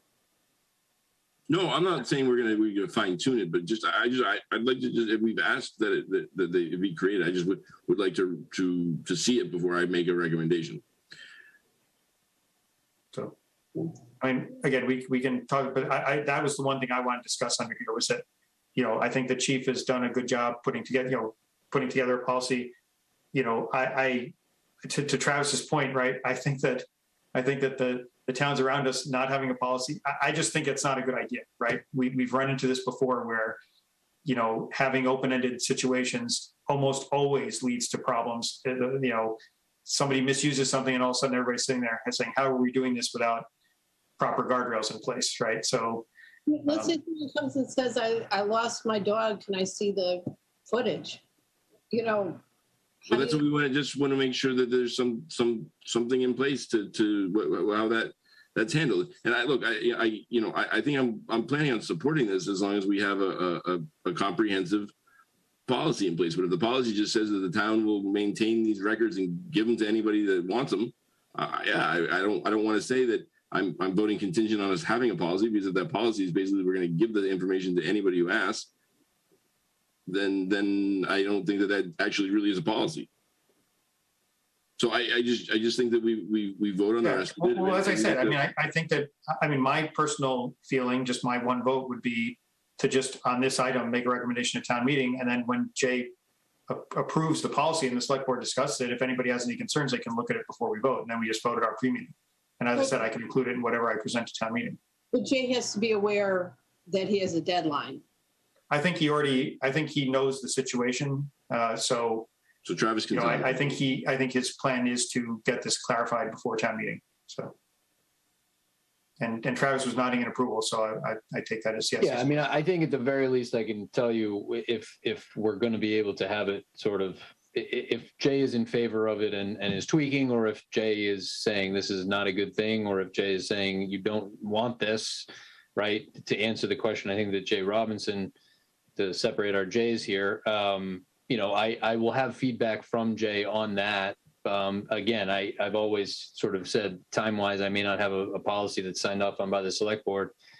And, at that point, I think we may just be in a position to have the conversation. And but anyway, I believe that I'll at least have the initial feedback from Jay, and he is aware of, obviously, our town meeting timeline. Yeah. So you're okay if we make a recommendation at town meeting on that one? Yeah, I'm in support of the chief's request when our public safety officials are saying it's in our best interest. But the finance committee recommendation in town meeting is, from looking at past examples, is a fine method. Okay. No, I just said it's not going to cause you any particular difficulty if we just defer on that one item till to town meeting. No, we're going to write some longer finance committee recommendations, but there's been some longer ones, so we'll get it done. Yes. Travis, I think there'll be some longer ones later tonight too. So Okay. Okay. So that's what I had on Article 4. Okay. So now I think it's 12 and 13. do we have a consensus? I mean, is that I can't see everybody, so Well, so does everybody? I mean, is anybody vehemently opposed to just doing a recommendation at town meeting on that one item? No. Okay. Then I think we got a consensus. So move on. So let's talk 12 and 13. And I know, Dan, I already gave some feedback to Travis. I know you had some questions about this, but I'll let anybody else, if they have any, go before I get into my. Okay, well, I'll just summarize just for the public's sake, right? This particular, there are a couple of things that I had asked Travis to address, and he will probably address as soon as I'm done speaking, which is when I read through this, there are a couple of things that caught my eye as inconsistencies. One is that if you scroll down to the comments more, Travis, so you can show the rest of the comments. Okay, no, not that. I was going to say, there you go. Okay, you see in the paragraph 2, it says the Stantec report recommends investing $630 per year to maintain the existing sidewalk network, and then it talks about, in the paragraph above that, it says areas that should be improved to comply with ADA. In the Stantec report, they break out 2 numbers. There's a $5.5 million number that represents the money required to maintain the existing and the existing sidewalk network. That 5.5 million in their funding model leads to this $630K per year. Okay, so they're basing that $630K on the 5.5 million. Further in that report, they talk about the ADA compliance issues and the ramps and things like that, and they identify 1.8 million in ramp work that needs to be done. So when I read this, the implication of the comments was Stantec's recommending $630 per year to maintain the existing sidewalk network, which is true. But then the article and the description of what the money's being used for are the ramps, which are totally separate from that maintenance piece, according to the Stantec report. So to me, that's apples and oranges. You're talking about $630K for maintenance and then 1.8 million for the ramps. And to give Dan credit, right? Dan and I had a long discussion about this because he was the one that initially pointed this out to me, that there were these inconsistencies, and I took my own look and concurred, right? In addition to that, Travis has already addressed this, but the way the article is listed, it's referring to projects that were not in line with the spreadsheet, which Travis has since corrected. But one of my other concerns, and again, Dan and I discussed this previously, is the way that I read that complete streets prioritization plan. There's a column in it that says rank. So I read that to mean that this is ranked in priority from 1 to whatever the lowest priority is. But then the way this funding is divided up here is everywhere from the first project to literally the very last one. So part of me, and I understand it, I will say this, I understand that some of the projects in that list are significantly more expensive. So I understand why you wouldn't say, okay, we're going to do 1, 2, 3, 4, 5. If number 3 is $5 million, right? You might say, okay, we're going to do 1, 2, 4, and 5. But there were plenty of small dollar projects between 1 and 66. And so it seemed really weird to me that, if there's an ADA accessibility issue, there were other ADA issues higher up the list. So why wouldn't you just start at the list and go down from the highest priority to lowest? So Travis, those are the questions I sent Travis, and I told him to come tonight to be prepared to talk about that. So go ahead, Travis, I'll let you address those. And I have some more on top of that, but we'll let Travis answer those. All right, let me start with those 4. All right, so I addressed one of them, but I'll just go from the top. So one of the things that the question is kind of the mixing between ADA compliant ramps and the sidewalk look, and they did separate out the 2. One of the things that we discussed in their presentation on that was, because it was pointed out, right, these sums don't sort of all line up. And the answer to that question was essentially, there are components here, such as state-owned, which don't make certain macro numbers line up because they get backed out as you get into the details. Now, I did have a conversation with DOT today to start to kick off and again use the Stantec and the Complete Streets reports, which do have some overlap with them, to get DOT on the items that fall within their purview. But that is one of the items that sort of in the 5.5 million and the overarching numbers that don't line up is some of it is related to the state-owned portions. Wait, Charles, could I just interject for a second though? Because there's actually a separate section on page 30 of the Stantec report that specifically deals with the state sidewalk and ramp backlogs. And it says that a total of 1.8 miles of sidewalk and 10 ramps were also inspected during the townwide assessment. It was determined that the backlog for the state-owned sidewalks is $406,000, which includes $28,000 worth of ramp repair. So that's actually a third and separate number. So I don't think that that's included. I mean, if you read the report, it certainly isn't specifically mentioned that it is included in any of the other numbers, including the sidewalk backlog and the ramp repair costs backlog.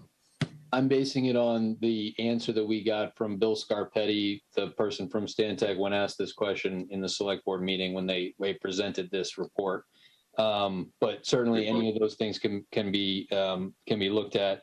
And I would point out from our previous conversation too, one of the things that I liked from the Stantec group on the water side was they delivered on a major component, which was take all this, we want all the information, give us all the information, but then also give us how you would phase this in, which ones you would start with, how quickly you would do them.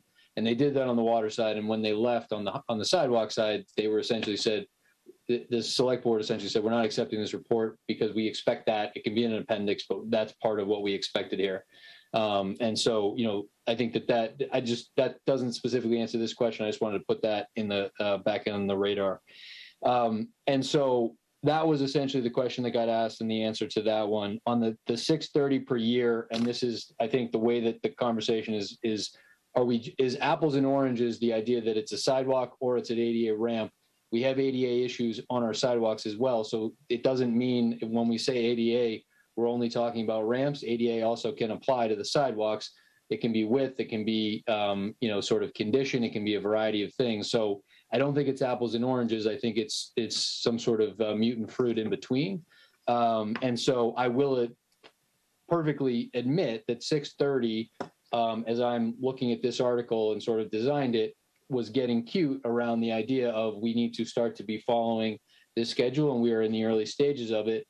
And tying and trying to leverage, which has always been helpful in my experience in dealing with the state, to show that not only are we trying to just do the 400,000 because that's the money that we can get from the state, we are committed to these projects, and we are leveraging that 400,000 to really accomplish 9 of the number on this list. And so, yes, 630 is a little cute. If you add up these itemized lists, once you tie it to the proper list, which I apologize for.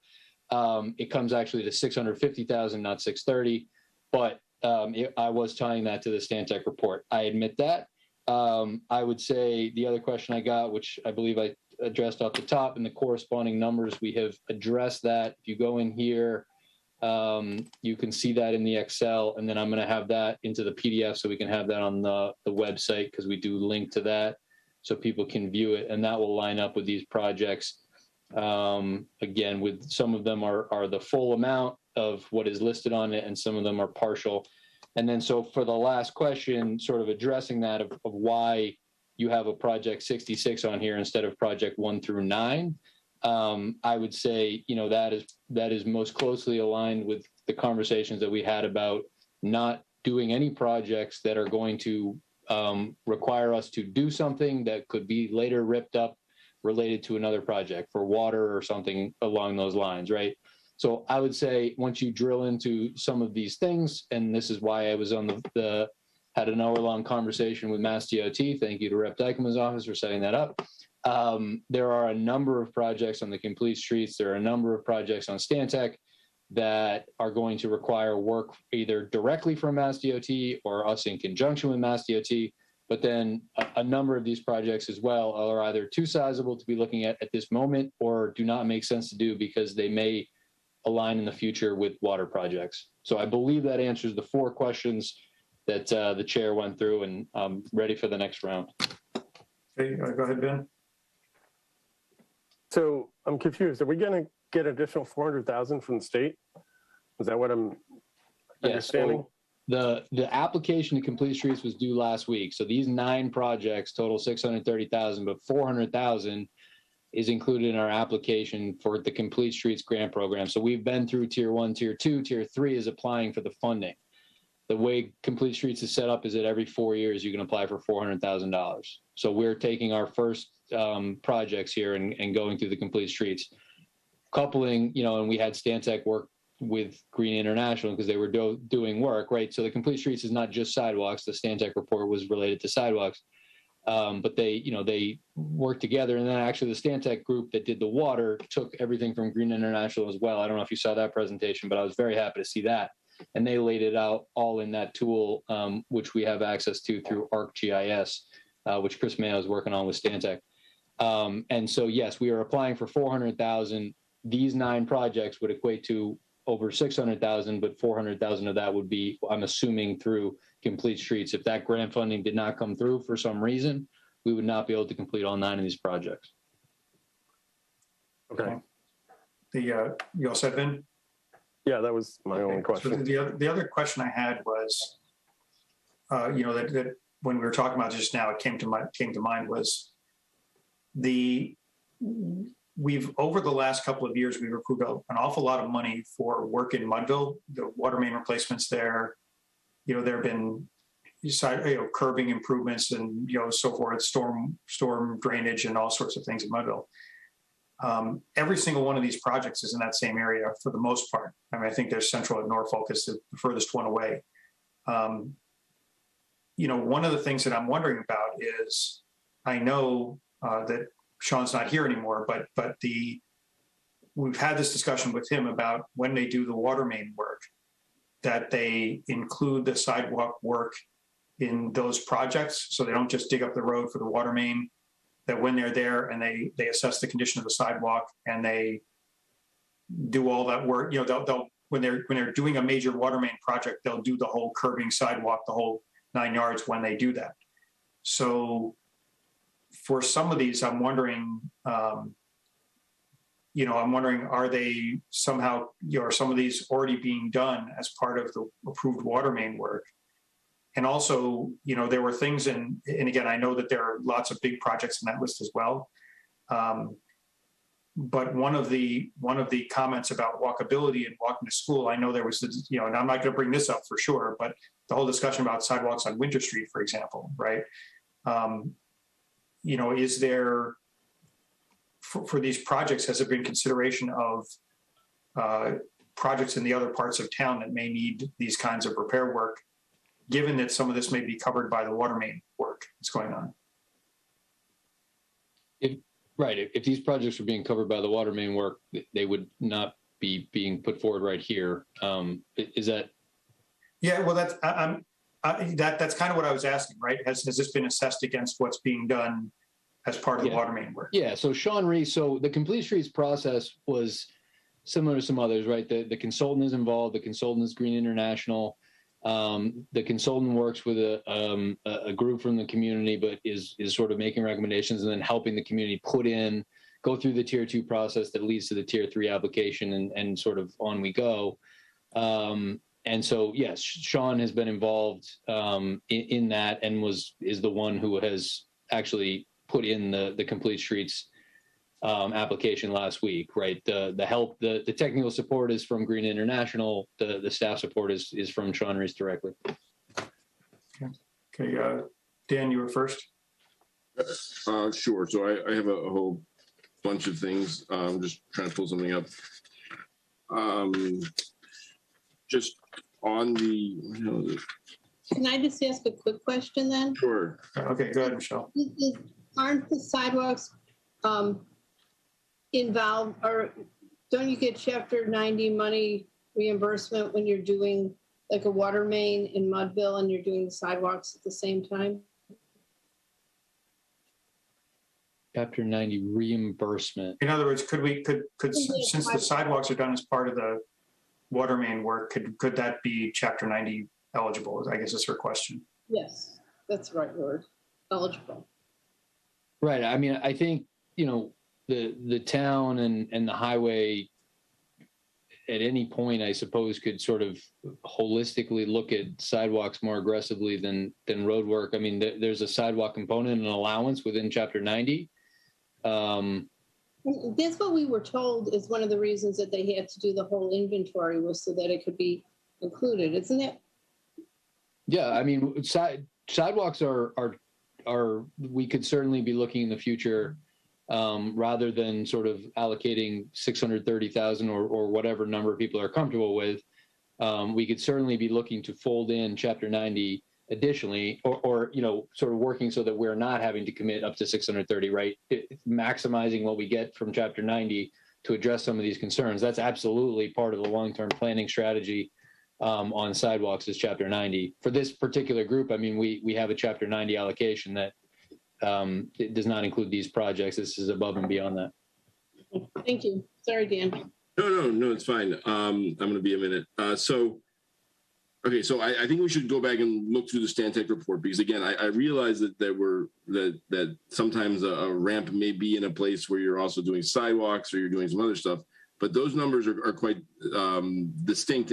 And while in some ways that may lead you to the conclusion where maybe 630 isn't enough if you were going to do it over a 20-year period, what I'm wondering is, have we actually looked at the inventory of all the stuff that Stantec reported? Because what they do have, and it seems like the vast majority, if not 2/3 of them, are low priority ADA compliance issues, as well as low priority sidewalk network issues, and really boiled down the work that needs to be done to the medium to high priority targets. Because what I think that we have here is close to $7.5 million of total work, the 5.5 plus the 1.8.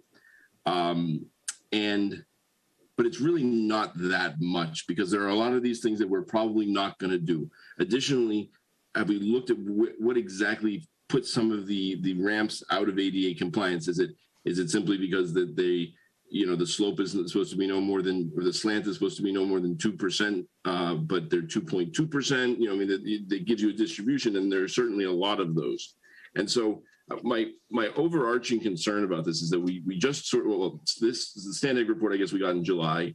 The water report we just got a week ago. The Stantec report that we got in July hasn't actually even been accepted yet because you haven't gotten all the information that you want from them. And yet the town is being asked to put forward $230,000 to fund projects that are kind of all over the place as far as the Complete Streets program, because we've got 15 different 3 or 4 different reports that are outstanding that needs to be meshed together. And I realize that it's like we're going to spend more time on this, but it frustrates me because I think that the time spent on this should be done before we actually start spending the money. For instance, I'm not trying to argue Article 11, but in that case, we've done a tremendous amount of work on our water. We know that we're putting in a lot of money for the Well 5 treatment plant, so it makes sense to do a project that is contiguous to that and will actually help that come out. I mean, that's already been a priority of the town, so that portion of it made sense. But here, we don't really have any kind of overarching goal other than apparently just investing in Mudville, and I don't think that we've done enough work to really figure out what that annual funding needs to be, because this year we have $400,000 from Complete Streets, but for the next 3 years we won't. And I think that it might behoove ourselves to slow down, do some of the work, save some of the Complete Streets money, or spread it out. Maybe even look at Article 13. And use some of the Complete Streets money for Article 13, though I have other questions about Article 13. And so I guess I realize that was a bit of a soapbox moment. So I guess my first question is, are we going to look at the list from the Stantec report of the different things that need to be done and boil it down to a concise list of the things that we think should be done? Right. So I think on the larger aspects, right, this is looking at And so I guess just to kind of, when I read this, and you live in town and I don't, so correct me if I'm wrong, but this is a lot of Central Street and downtown focus of our Complete Streets application. There may be some connectivity, but for the most part, this is a downtown Central Street ADA, right? That's essentially what we're looking at. We're taking what is an overarching theme, which I don't necessarily think is probably what the select board may have been hoping for, but is very clearly the priority from the Stantec report, and addressing a number of concerns, and tying it to our Complete Streets application. I don't think that impacts our ability to come back and say for any larger projects, for more holistic projects that are going to be timed with water projects, that we're going to put these plans in place. It may include borrowing, it may include planning through the CapEx fund, it may include multiple grant opportunities outside of Complete Streets, and have that conversation. To me, this list is taking what the information that we have from the Stantec report, but it is relying essentially on the fact that Stantec talked with the consultant for Complete Streets and trying to aggressively pursue that. The list from Complete Streets, which we anticipate getting the 400,000 from, and getting as many of those completed as possible, to take a big swing at what has been identified by Stantec. Well, I would strongly recommend that all residents download this report, and Travis has been kind enough to show us where you can get it on the website, and look at it, because there are a significant number of ADA compliant ramps that are not in the Central Street Mudville area, including at Winter Street and all around the high school up by as Hollis runs into, and I'm blanking on the name, but just right up there. What? Highland, yes, Highland as it comes around. So there are a number of other areas in town which have compliance issues. And as I go through some of my questions on the specifics of this article, you'll see that there are a number of things on here that are really adds to our sort of inventory, and are not addressing necessarily ADA compliance issues, or are installing ADA ramps where there are no ramps or no crosswalks currently, but they're installing new ADA ramps while not taking care of potentially ADA compliance issues where we already have those issues. And so let me get into those now. So item 53 on the list, and excuse me, I'm going back and forth here. But item 53 on the list is the Jasper Hill and Hollis Street one. Now I brought up the Stantec map of that area, and granted, I don't know if they have every single ramp on there, but if Travis, can you bring that up, but then also bring up the Stantec report onto page 25.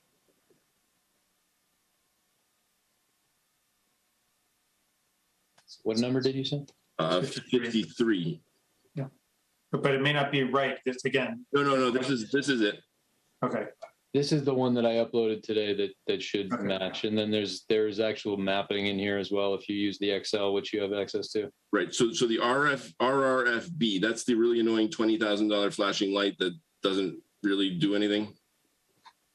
So that's those flashing. RRFB is crossing, and from a safety standpoint is a well regarded Yes, way it's to the flashing lights with the solar. I would just say that the one that was installed across from the lower schools, looks like it was made by Lego, but it doesn't really flash very well.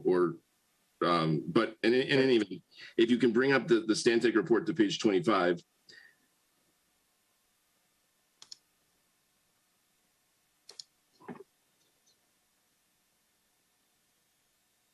And for those following along at home, this is where you can find the Stantec report that I'd recommend everyone look at. Sorry, and it's 25 of the PDF, 25 of the report, not of the PDF. And it's the figure 10 network ramp of the NPR. I'm not sure what NPR is, but So National Public Radio. No, just kidding. Now keep going. Yeah, I was gonna say go to the document page 25. There you go. So can you zoom in on the Jasper Hill and Hollis, which is right.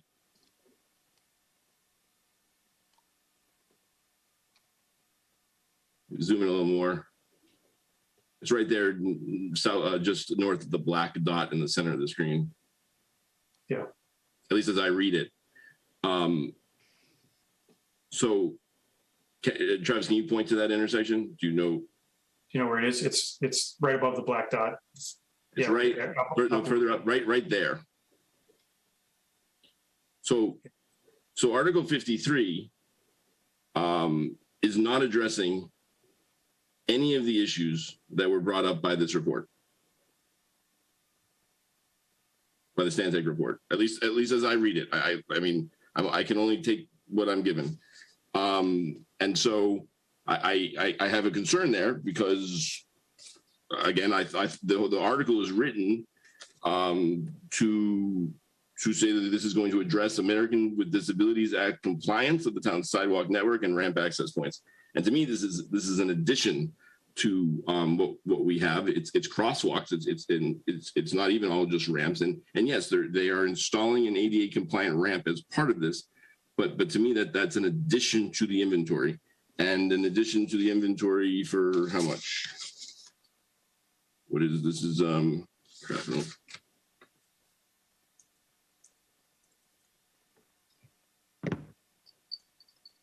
53 for $52,000.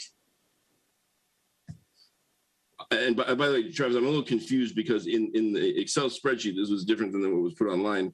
It actually gives an estimated project cost and then a funding request from MassDOT. So it's just the way that the Complete Streets program works. I asked the same question. It's a problem that is essentially based on the format that we have to have it in for Mass DOT. I don't believe it.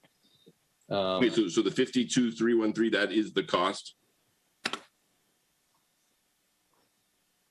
I have to itemize the list. I don't know what you're looking at right now. You're jumping around on a bunch of different things, and I don't honestly know what you're trying to prove right now. But you're saying that the Complete Streets project doesn't jive with the Stantec report. Is that generally what you're trying to say? No, I'm saying that this particular item doesn't jive with the warrant article. The warrant article says it's to address ADA compliance issues, and he's saying this is new and a new addition to the inventory, not dealing with the ADA compliance issues of what we already have. And before we talk about that a little bit more, let's just look at item 66. You're saying that the description in the comment says ADA and pedestrian safety improvements for Hollis Street and Jasper Hill Road, and that the ADA is incorrect in the comments. I'm saying that Article 12 says to see if the town will vote to raise and appropriate or transfer from available funds $230,000 for engineering construction services to address Americans with Disability Act ADA compliance of the town's sidewalk network and ramp access points. That means we're trying to address compliance issues, meaning existing infrastructure that is out of compliance. And that this is the right. So increasing connectivity in certain areas that are relatively small gaps, I would argue that does do that. So I don't have an issue with it the way that you're pointing it out, but okay. Did you say you wanted to go to 66? Let's go to 66. But further would say that the $630,000 a year based upon the Stantec report is supposed to be fixing, is the cost of fixing our existing infrastructure. And this is adding to our infrastructure. And now 66 is bus stop improvements. We're installing shelters and bike racks on Washington Street. That is neither sidewalks, ramps, crosswalks. I mean, I don't know how you can argue that this meets the definition of sidewalk improvements. And furthermore, I mean, again, this was one of the lowest priorities of all of the Complete Streets list here. It's number 66 of what, out of 68, 69. Again, there's no plan. I continue to get back to it. It seems like this list was put together haphazardly. And if you take the 52,000, and this one is, I believe, 130,000 or something like that. What's the cost of this one? 116,000. That's most of the $230,000 that is being requested by the town.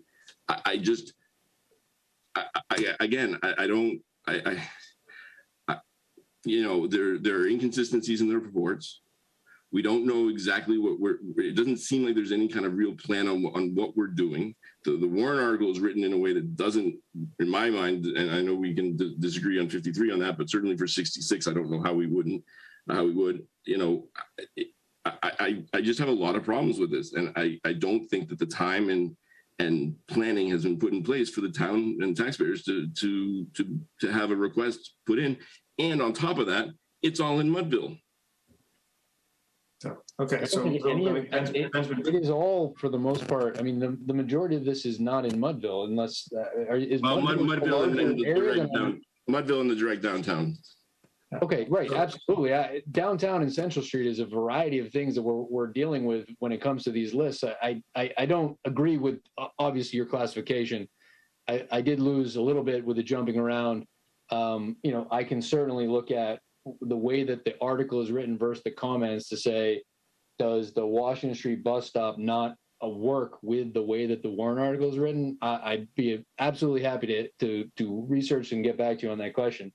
For the rest of this, again, what we're asking for in this article is $230,000 to tackle $650,000 some odd worth of projects from the Complete Streets list. In order to not essentially be living within just what can we get up to with the 400,000, we'll do that, and we'll wait 4 years and do it again. That is not essentially the intention. At the same point, and I'll let Ben Sparrow. Hold on, just before Ben gets in, if I could, I'm not suggesting that we take the 400,000 and wait 4 years to get more. I recognize that we're going to be investing in it, and we have been investing in this. But you did. What I'm saying is, let's take a beat. We just got the report. We haven't even really accepted the final version of the report. If we're saying that the number should be 630 a year, but the 630 a year is for fixing and repairing existing inventory, but then the list of the projects that we get are additions to the inventory, if you will, or expansions, that's inconsistent with what is being described. So that is, the crux of it. Let's hear from Ben. He's been patiently waiting. Go ahead, Ben. Thank you. A couple things. I agree that there needs to be a plan. I want a plan. We're going to be working on a plan. But I want to point out a couple things here. And I think the most significant thing is that I get people asking me about sidewalks. I get people telling me they're concerned about the condition of the sidewalks in town. I am concerned about liability. I'm concerned about the condition of some of these sidewalks. I'm concerned that we're not doing enough to maintain our network. I'm concerned that there needs to be work done to repair our sidewalks in town. And part of that is to achieve for some kids, to be able to get to school safely and to not need to be driven. There's certainly, I've had parents who've said to me, look, I want to be able to send my kids safely to schools so they do not have to take a bus, and we're within limits. And some of that's existing is adding new network, and I understand. Can I ask you a question, Ben? What? Can I ask you a question? Is item 66, the bus shelters, helping our kids get to school or improving our sidewalk conditions? It would be helping our kids get to schools because that was something that was identified by the consultant as something that would assist in construction. How is a bench with? I don't want to debate every single. No. But this is one of the big ones. Can I talk or not? I'm asking. I'd like to be able to respond to some things. Right? I'm sorry. I'm really tired. I was up late last night and I'm up late again. Okay, so I apologize if I snapped. I'm sorry. No, go ahead. We always have reasons not to do things. We always have reasons to say no. We always have reasons not to work and invest in the town. And we need to do more. We need to do better. We need to find ways. And I agree with you about projects, but that doesn't mean you just forego doing anything because you have a concern about something. And we can find holes in everything. But you know what? We have a town that needs investment. We have a town that needs to have, that we need to be caring about and doing something about. And I do care, and I do want to see it better, and I do want to plan. But that doesn't mean that the sidewalks are going to suddenly get better because I wait a year and you have a plan behind it. Now I have a plan. Now suddenly the sidewalks are magically better. We need to fix them. We need to invest in them. We need to do something. And if you're going to find no, you're always going to find a reason to say no. And I appreciate that. I appreciate that you're making me do my work and making me do my due diligence. I should. But I also think we need to do better. And we're not doing better. And this is going to be in front of you forever. And this is going to be, you're going to be seeing things like this constantly. You're going to be constantly poking holes in it. And you can, go ahead. But the fact is that we want to do better. We have to do better. And we're going to put this in front of you, and we want to put a plan in. And if you're willing to, I want to work with you to build that plan. And I want to work with you. I want to put these things in place. I want to work on completing complete streets. And I want to be working on these plans. And the fact is that once, if you can, let's put these in place, because part of the thing is that the timing of when you can bid out work.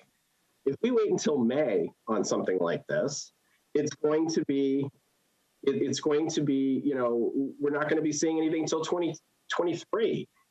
We're not going to be able to get, because there's a lot of this stuff gets bid out earlier in the year, and we need to be able to get the construction done. Okay, so if we're going to wait on some of these things, we're going to just keep waiting.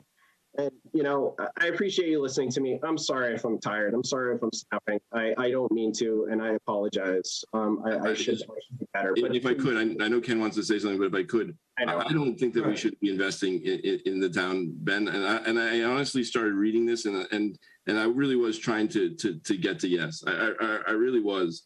You asked, we talked about it. You sort of said, what do you take? And so I really looked hard on it. But the thing is, you said we have sidewalks that need issues. We have ramps that have issues. And I just see that a bunch of the things that are on this list don't address those. And so with such an inventory of needs in sidewalks and ramps, to be doing other things when you're saying that that's your priority, that just doesn't seem to be prudent to me. But I'll let Ken. Well, I'll let Jay's been waiting too, so I'll let Jay go ahead. Yeah. So Dan, I commend you on spending time on the weekend trying to tick and tie the warrant to the report. I'm kind of in the middle on this because I'm looking at the list, and frankly, like it's in areas where work needs to be done. I mean, I don't care what neighborhood it is, or what the name of the neighborhood is. It's more, like downtown is where you see a lot of kids after school walking.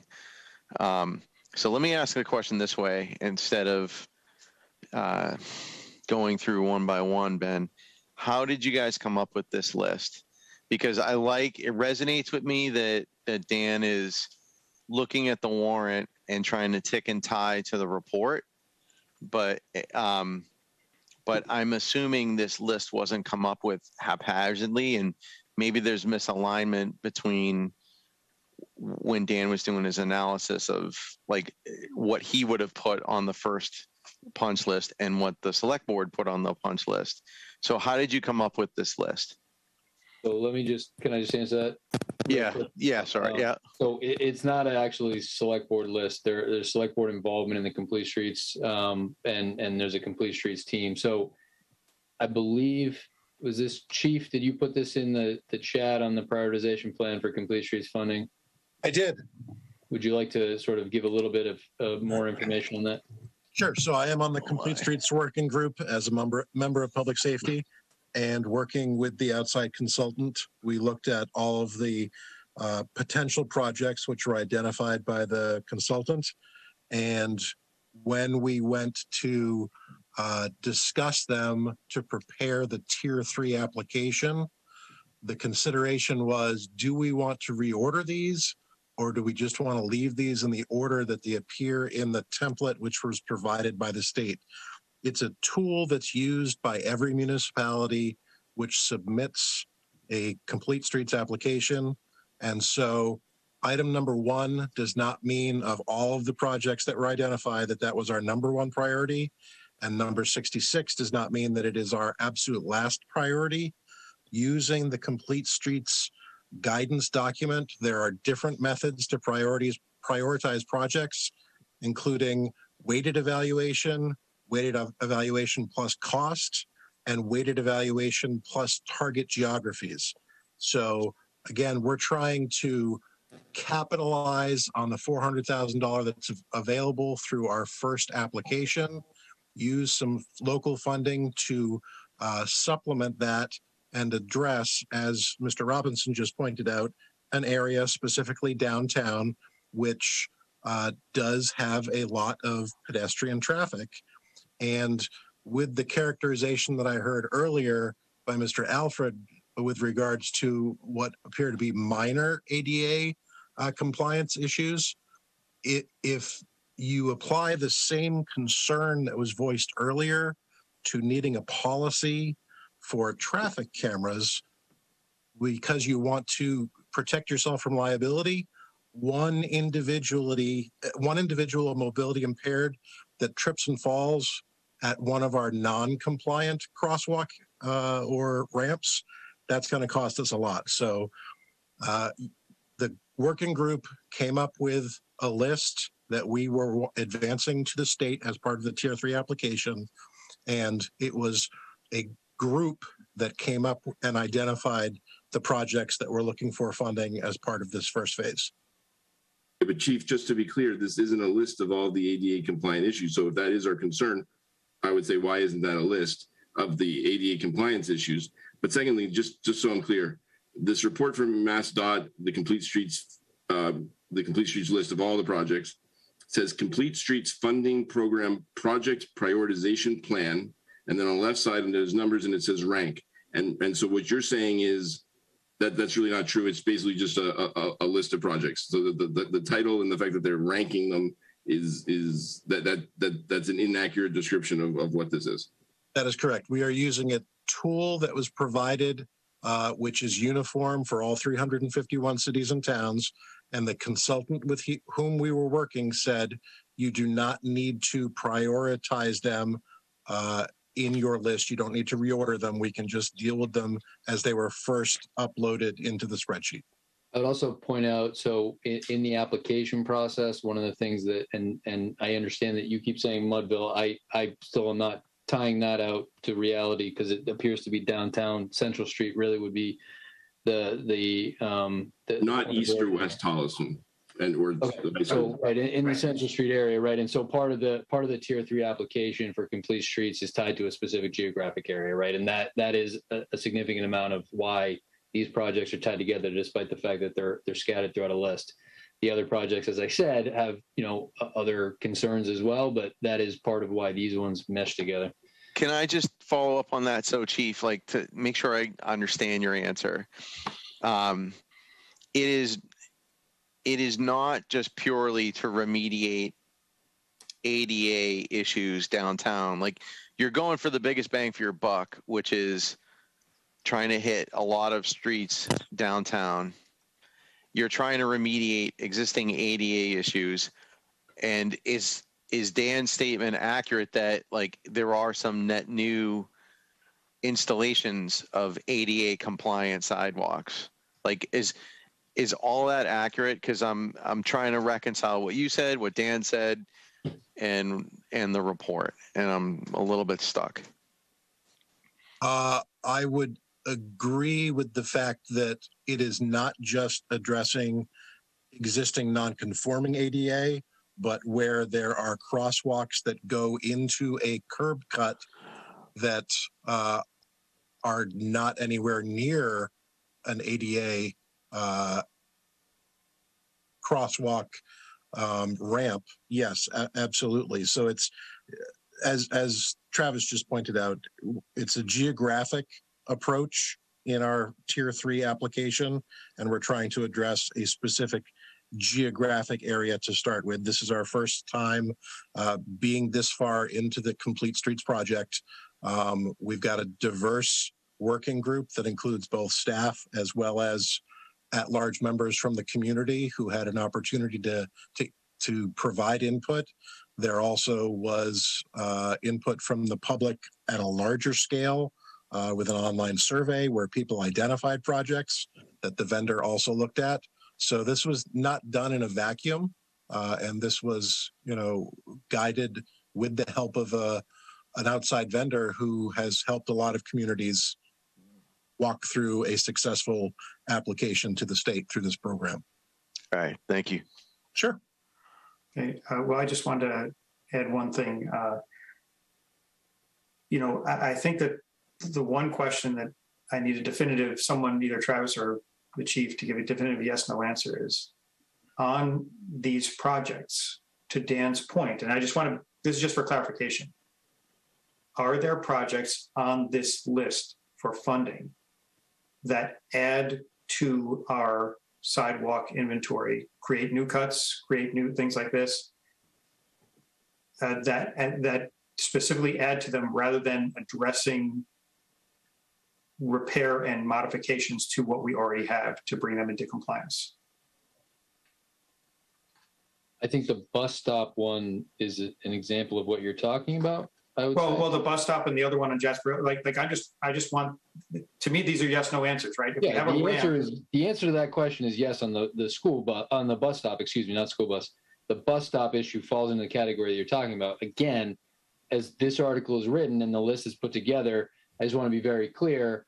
I'm trying to, the structure of this was to show that we are trying to put together $230,000 in funding from CapEx to support a larger initiative here in our first swing of complete streets, which we anticipate covering 400,000. If the article itemizes and would be absolutely able to itemize 230,000 with 400,000 going to complete streets, I can provide you that information. But I'm not concerned about the way the article is written. So I guess that's the way I would answer. Yes to your specific question, because the bus stop would be but like Jasper Hill, like the one that you pointed out at Jasper Hill, for example, right? Where it says put in a new thing there. Is there existing sidewalk there? Is there an existing curb cut there? Is there no curb cut? You're putting in a curb cut. That's all I'm trying to understand, right? There was the one which was, I guess, 53. Is that the one? I'm just saying for something like that. And again, I don't know. I'm not there. I'm not going to go out and check right now. But I'm saying, is that a case where we're putting in something that doesn't currently exist? That's all I want to know. Like, are we there's a difference between new and fixing old. As I'm reading this, and I'll pull this up. And again, you all have access to this. I put it in that shared folder. Under 53 Holliston Jasper Hill Road, the description, which I'm going off of from the Green International, is replace the existing sidewalk markings with high visibility ladder style crosswalk markings. Is this in front of the church in Town Hall? Is this what we're talking about? No, this is on Hollis Street. After you've turned off of Washington, it's by the driveway entrance to 59 Hollis Street. There is an existing crosswalk. It's two white lines that go across Hollis Street that go to an asphalt curb, which is nowhere near anything that anyone would consider to be ADA compliant. So it's an existing crosswalk that they're talking additional visibility. They're talking about the rapid flashing lights, but they're also talking about creating an off-ramp from Hollis Street onto the sidewalk that will be ADA compliant, because what we have right there right now is not compliant. Right, and that's fine. That's what I was asking, was are we fixing something that's not compliant, or are we putting in something new? And the answer is no, we're fixing something that's not compliant. Why isn't it on the map though? Well, that's a separate issue. I don't know why Stantec doesn't have it on the map, but that's I would suspect the black dot is in the wrong spot. Okay, but anyway, that's all. That's why I said my question was very simple, yes, no, because I want to make sure that that's where this money would be going. But the other thing I just want to briefly, and I know we have a couple of questions waiting, but the other thing I want to mention is I understand Ben's tired. I understand that he's been up for a while. But I really don't appreciate the implication that we're an obstacle to improvement in this town. We've supported over the years many, many, many expensive projects that have improved the town. But we are elected to do a job, and you know that, you were on our committee, right? Our job is to make sure that when we report to the taxpayers that we've done our due diligence and made sure that what is being recommended to the town is the best value, is accomplishing, is in our opinion of the seven of us, the best use of the taxpayer money. So I just want to be clear on that, right? Your implication was that we are impeding things going forward because we're not just buying whatever's put in front of us, but we were elected not to do that, right? We were elected to provide, to have this level of scrutiny to make sure that the system works the way it's supposed to. And that's, I just want to be clear on that. So we support improving the town just as much as your board does, but we have a responsibility to make sure that's being done in a financially responsible way. So, okay, I have a couple of questions. Mr. Glasser, follows me if I'm not saying it right. State your name, that's please. perfect. What? That's perfect. Okay, but please try to be to the point so that we can keep moving. Go ahead. Yeah, sure. I'll make it quick. I'm fairly new to the town. My name is Benjamin Glasser. I live on Mitchell Road, just off Holliston, just off Central, rather. First off, I appreciate all of the work that's been done to this point on this. This is a massive undertaking. To Ben's point earlier, there are, like, for me, I have to pay for, because I'm so close to the school, I have to pay for my kid to get on the bus, to take the bus to school because I'm so close to the school. But I can't send my kid on Central Street with no sidewalk down the road, walking, on the main road to get to the school. So this is something that's going to continue to come up. And I guess my question is this: if these are all, to fix existing infrastructure, is there a plan in place beyond this, beyond the $400,000 that tackles some of the gaps that we see in the Stantec report? Well, I will say this, and again, Travis can comment if he feels right. The discussion you're hearing tonight is largely keyed on the fact that we just got information over the last couple of months. As was pointed out, the Stantec report on the sidewalks came in July. The water report just came in a short time ago. The concerns you hear a lot of are not so much that nobody wants to do anything about it. It's that, as you will learn as a new resident, right? Any town has limited funds. And so you want to make sure that when you're making a funding decision, especially in the case of something like this, where there are certain high priority, there's certain things on this list are millions of dollars, right? Our approach as a finance committee is to do our job and say, look, we have to figure out how to allocate the limited funds. So projects have to be well thought out. We have to know what the priorities are, because if we can't fund everything, we've got to know. And then you've heard a lot of discussion in the last half hour about that, about, hey, if we have limited dollars, we've got to know where they're going to go. We can't just say we approve it, and if there hasn't been thought given to, is this the best use of the limited dollars we have? I completely understand that, and I think that's great. I think my question is more along the lines of, like, wouldn't it help with, like, I don't know, something like downtown businesses or whatever, if people could walk more easily from, and there's a lot of, communities up here that can't easily walk to town. I'm sure we can drive there, but I think adding to the existing infrastructure of sidewalks aids the town in general as a whole, rather than, takes away from it. Right. And just to be clear, I don't know if you've read the report that was provided. There are projects on that list that extend sidewalks. Absolutely. I know that there's one to put almost a mile and a half of sidewalks on Fisk and things like that, right? So those projects are what are going to have to be discussed over the coming years. And look, I'll be completely honest with you, right? Everybody pays taxes. Some people like to pay more taxes than others. Some people are more willing to fund, more projects than others. And, there's a limit to, you sit there and say, hey, I'd love a sidewalk on Central. And somebody else says, yeah, I'd like a sidewalk on Fisk. And somebody says, yeah, I'd like a sidewalk here. That's part of the debate is, okay, where do we get our best bang for this? Go ahead, Travis, you want to comment? Yeah, just to the specific question on sort of the economic development component, I would say Central Street as well is going to come up, and this is, we do have quite a few projects going on, studies. Some of them are funded by us, some of them are funded by the state. One that's coming out soon is the Local Rapid Response Planning Initiative through the state, which looks at helping the businesses in our downtown through Blair Square area, which is known as Village Commercial, which is obviously impacted by the Central Street corridor, and the report from that, which also looks at potentially some wastewater options for those businesses, a number of different components that go into supporting those businesses. will actually be out next week. And I think just to sort of summarize some of this is that we have a variety of data back now from different sources looking at different things, and that's why Central Street in the complete streets is sort of the nexus of where these projects are lined up. It ties in with Safe Routes to Schools. It ties in with Complete Streets. It ties in with our Stantec report. It ties in with our economic development initiative through the LRRP. So I just want you to know, obviously, and you can come to these meetings, select board meetings as well, on any concerns that you have. But a lot of those things are sort of being developed now.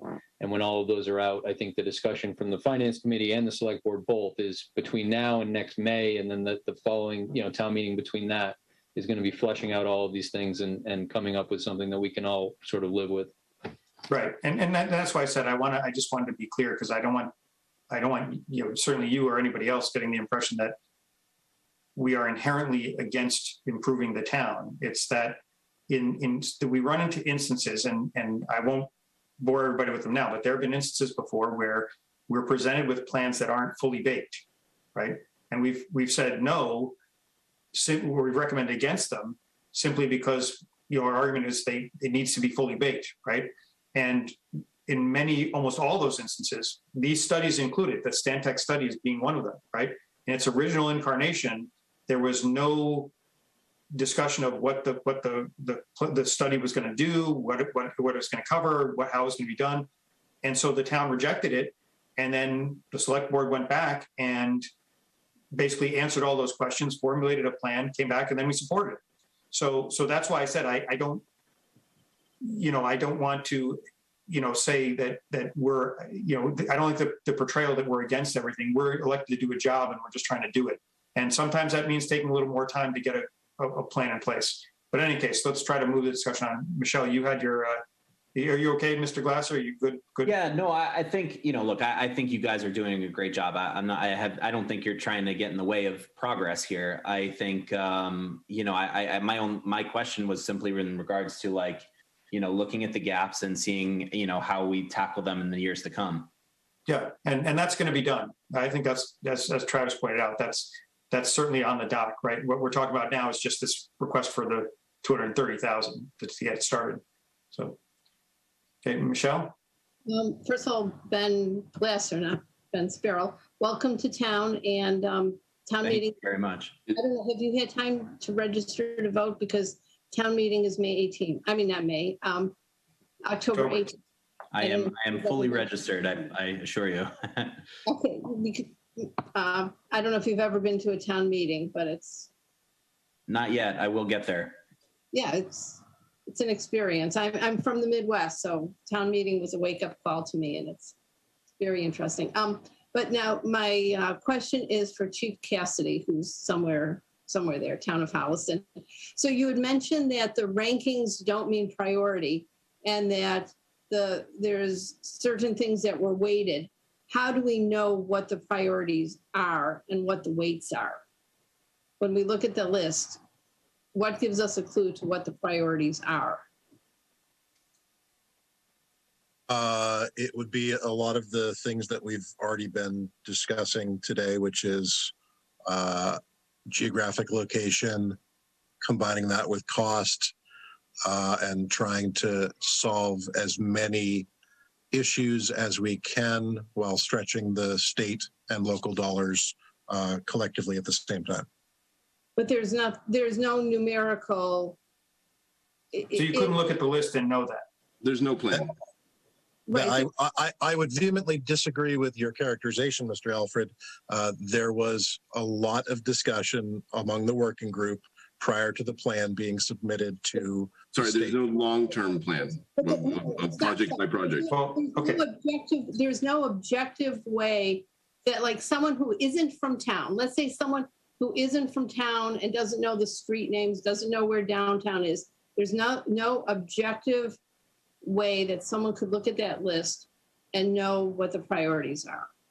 Just by looking at the list, no. But again, Right. So the working group looked at safety benefits, pedestrian mobility, bicycle mobility, transit operations, vehicular operations, degree of public and stakeholder support, the anticipated project schedule, and cost estimates. These were all together what created what we advanced as part of our Tier 3 application, which just got submitted last Friday.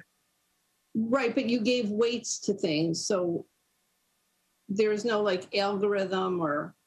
Right. The simple question, I guess, Chief, is that in the data as it's now formatted, somebody who was looking at it for the first time would have no way of determining what the highest priority projects are because it's not ranked that way. No, you're not going to be able to look at one and say it has a score of 89 and look at a different one and say that it has a score of 76. Right. So can I just hop in 1 second? Yeah, so go ahead.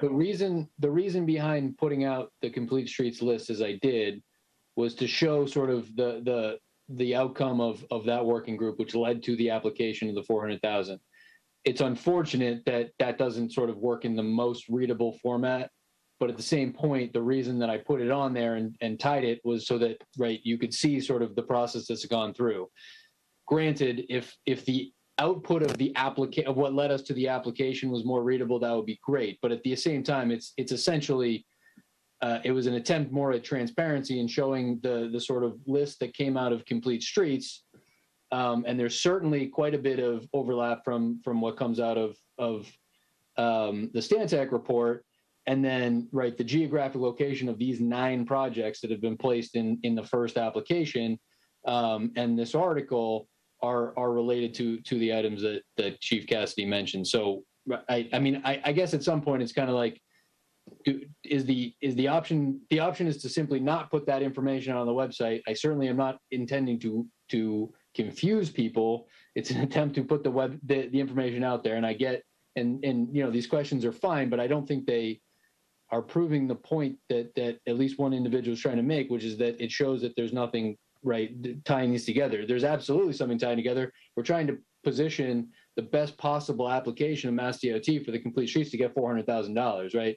We're working with a consultant to do that in the group that the chief explained. So, right. Well, I think that, to be fair, I think that part of the confusion is that, and again, this is not the town's fault. This is the way the application process works, is that the column is called rank, right? So any person looking at that from objectively, not knowing that this was some stupid state thing, would obviously look at that list and say what rank means is that number 1 is the highest priority and number 66 is the lowest. It's also titled Project Prioritization Plan. So then right. So as I said, you know, if the state is mandating it, that's fine. We understand. We know the state does a lot of screwy things, but at the same time, you know, it's obvious that that's going to cause confusion by anybody who doesn't know that looks at this list, right? Their natural inclination is going to be as priority.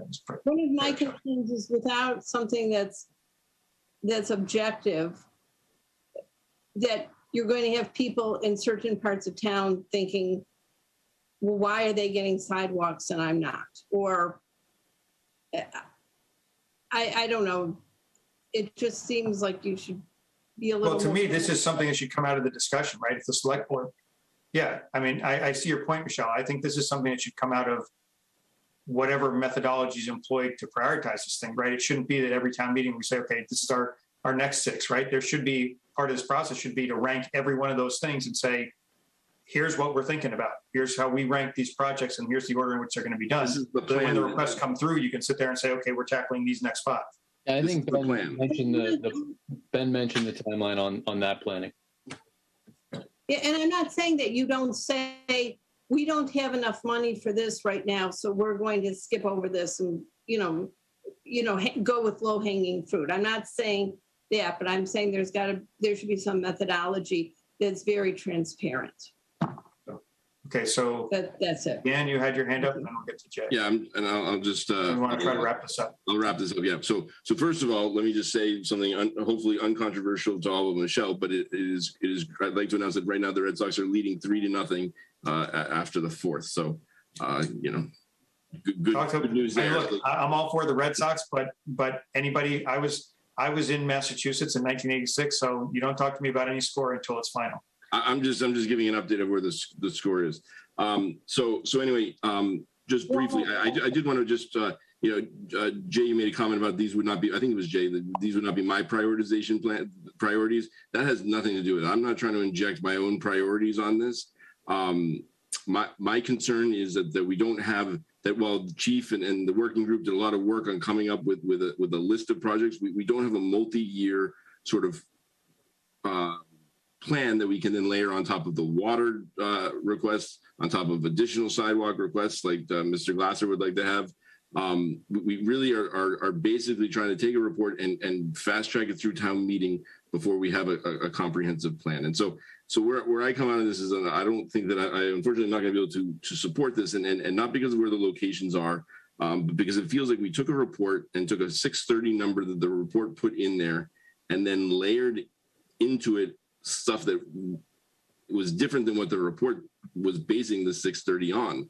And I don't think that we are and from my understanding about what the select board was talking about, listening to them, this was supposed to be a sort of a fixing the issues that we have, and there's too much here that's additions. There's another article, I forget which one it is, or another item that adds a bicycle rack in front of the Holliston grill and some other things. I mean, it's not solely addressing our ADA compliance or fixing sidewalk inventory, which is what the sidewalk with Stantec report is based on, and which is what I thought that we were going to be doing, the low-hanging fruit, if you will, which is covering covering the issues that the town has. And I think that things like adding covered bus stops, I mean, these are all things that should be part of a larger conversation, a larger plan, layered on top of the fact of, do we want to spend the money on there or increasing, our new sidewalks, or, this doesn't get us additional sidewalks on Central Street so that your kids can walk to school. We need more planning before we start putting town money into it. There's also Article 13, by the way. What? Can I talk? As opposed to be a monologue from Dan. I mean, I don't disagree with Dan. My question here would be, we put an application in. If we get the grant, what's going to happen? I'm asking Travis because I have a feeling I know what's going to happen. We need to front X amount of dollars or the money's going to go back to the state. We can complain about how they did it, and that's right. You have a valid point, Dan, but at the same time, this application went in and... Well, does it? So that's a question for Travis, I guess. I would say where I like where you were going with that, Vin, but no, I will correct you that we are going to apply for the 400,000 regardless of whether or not the town supports the 230. Okay. My stance would be, we are leveraging the 400,000 from the state to accomplish a significant portion of these projects identified through Complete Streets that work together in the geographic area. It works, in my opinion, with the way that the Stantec report came back. I think we still have time. And as everybody has indicated from the select board side and the finance committee side of looking at sort of what the next steps is in terms of, some of the larger projects, seeing if we can get sort of less low hanging fruit. I guess, that's not a consensus here, but and the approach going forward in May. And if we're not ready in May, then potentially the next October. But that, we are in the timeline where we put in this application on 400,000 and these projects work together. Let's get them all done together. And, again, the 630, the 650, when you add them together, is really the idea that these projects make sense as a package. And, the 400,000 is why, rather than sort of looking at a different project, it made sense to try to tackle these together. Okay, so the one thing I will say, just this would have been a lot easier discussion if the list of projects had been 100% ADA compliance issues, right? That, in my mind, is number one on the list. Is if we have compliance issues, to the chief's point, right? You have this, so you look at Jasper Hill, the road, the thing on Hollis Street, and you say, look, the ramp goes to asphalt, needs a ramp. To me, if this article had been written to say we are addressing only ADA compliance issues with this money, and we're going to use Complete Streets, and because that's number one, make our streets the existing inventory as compliant as possible, address these compliance issues. I don't think we would have half this discussion.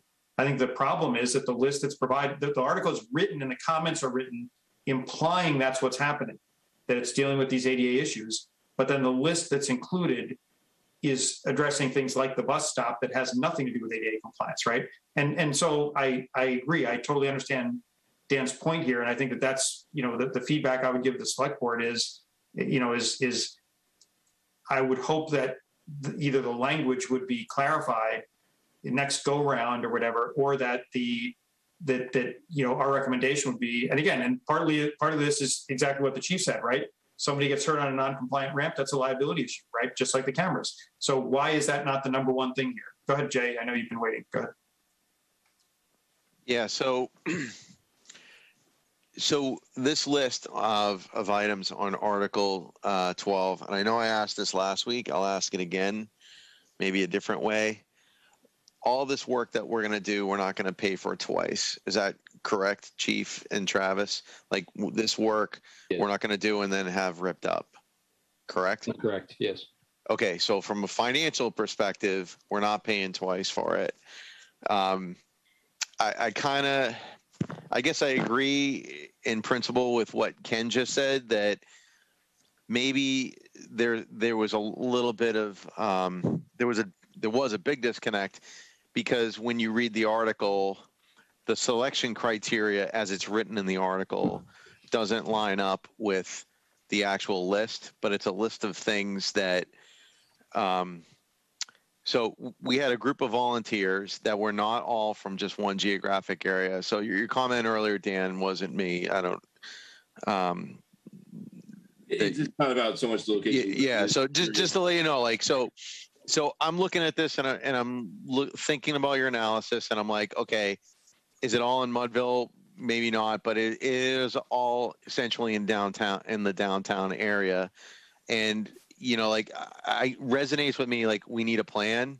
And it also resonates with me, like, there's some things you can do with a little bit more of an agile plan than a, like, detailed, you know, 1,000-line waterfall plan.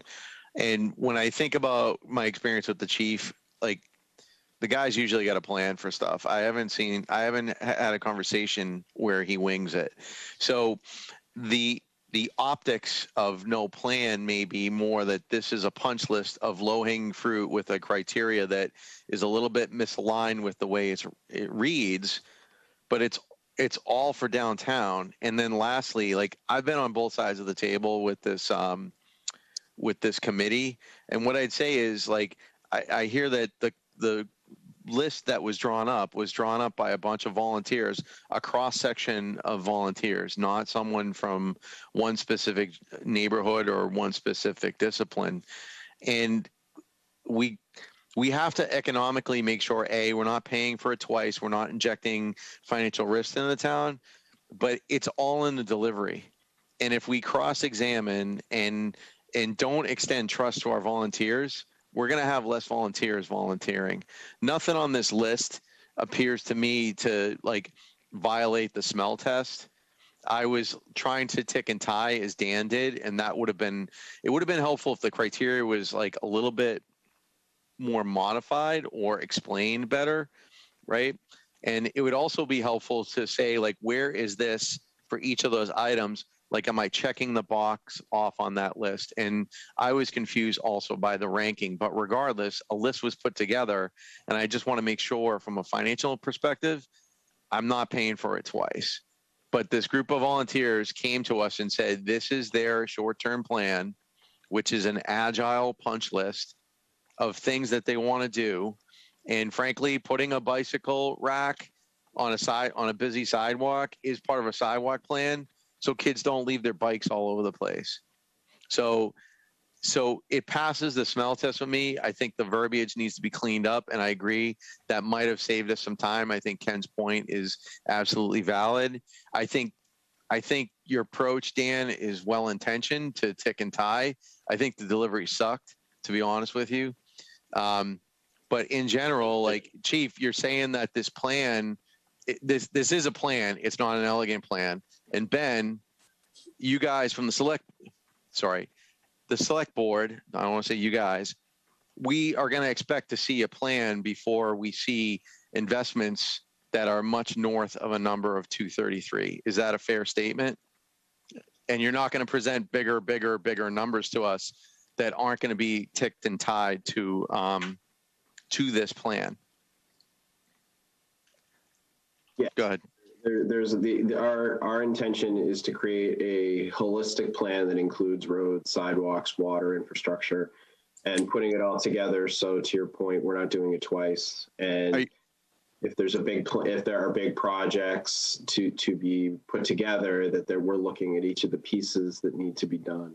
Are you putting a target, like a line in the sand of, and I know that things move, like there's lots of variables, but is there a target for when we would see round one of that plan, that big plan? It's hard to say because there's a few moving parts to it, because we have to have some bigger discussions about, say, like water infrastructure and funding and things like that.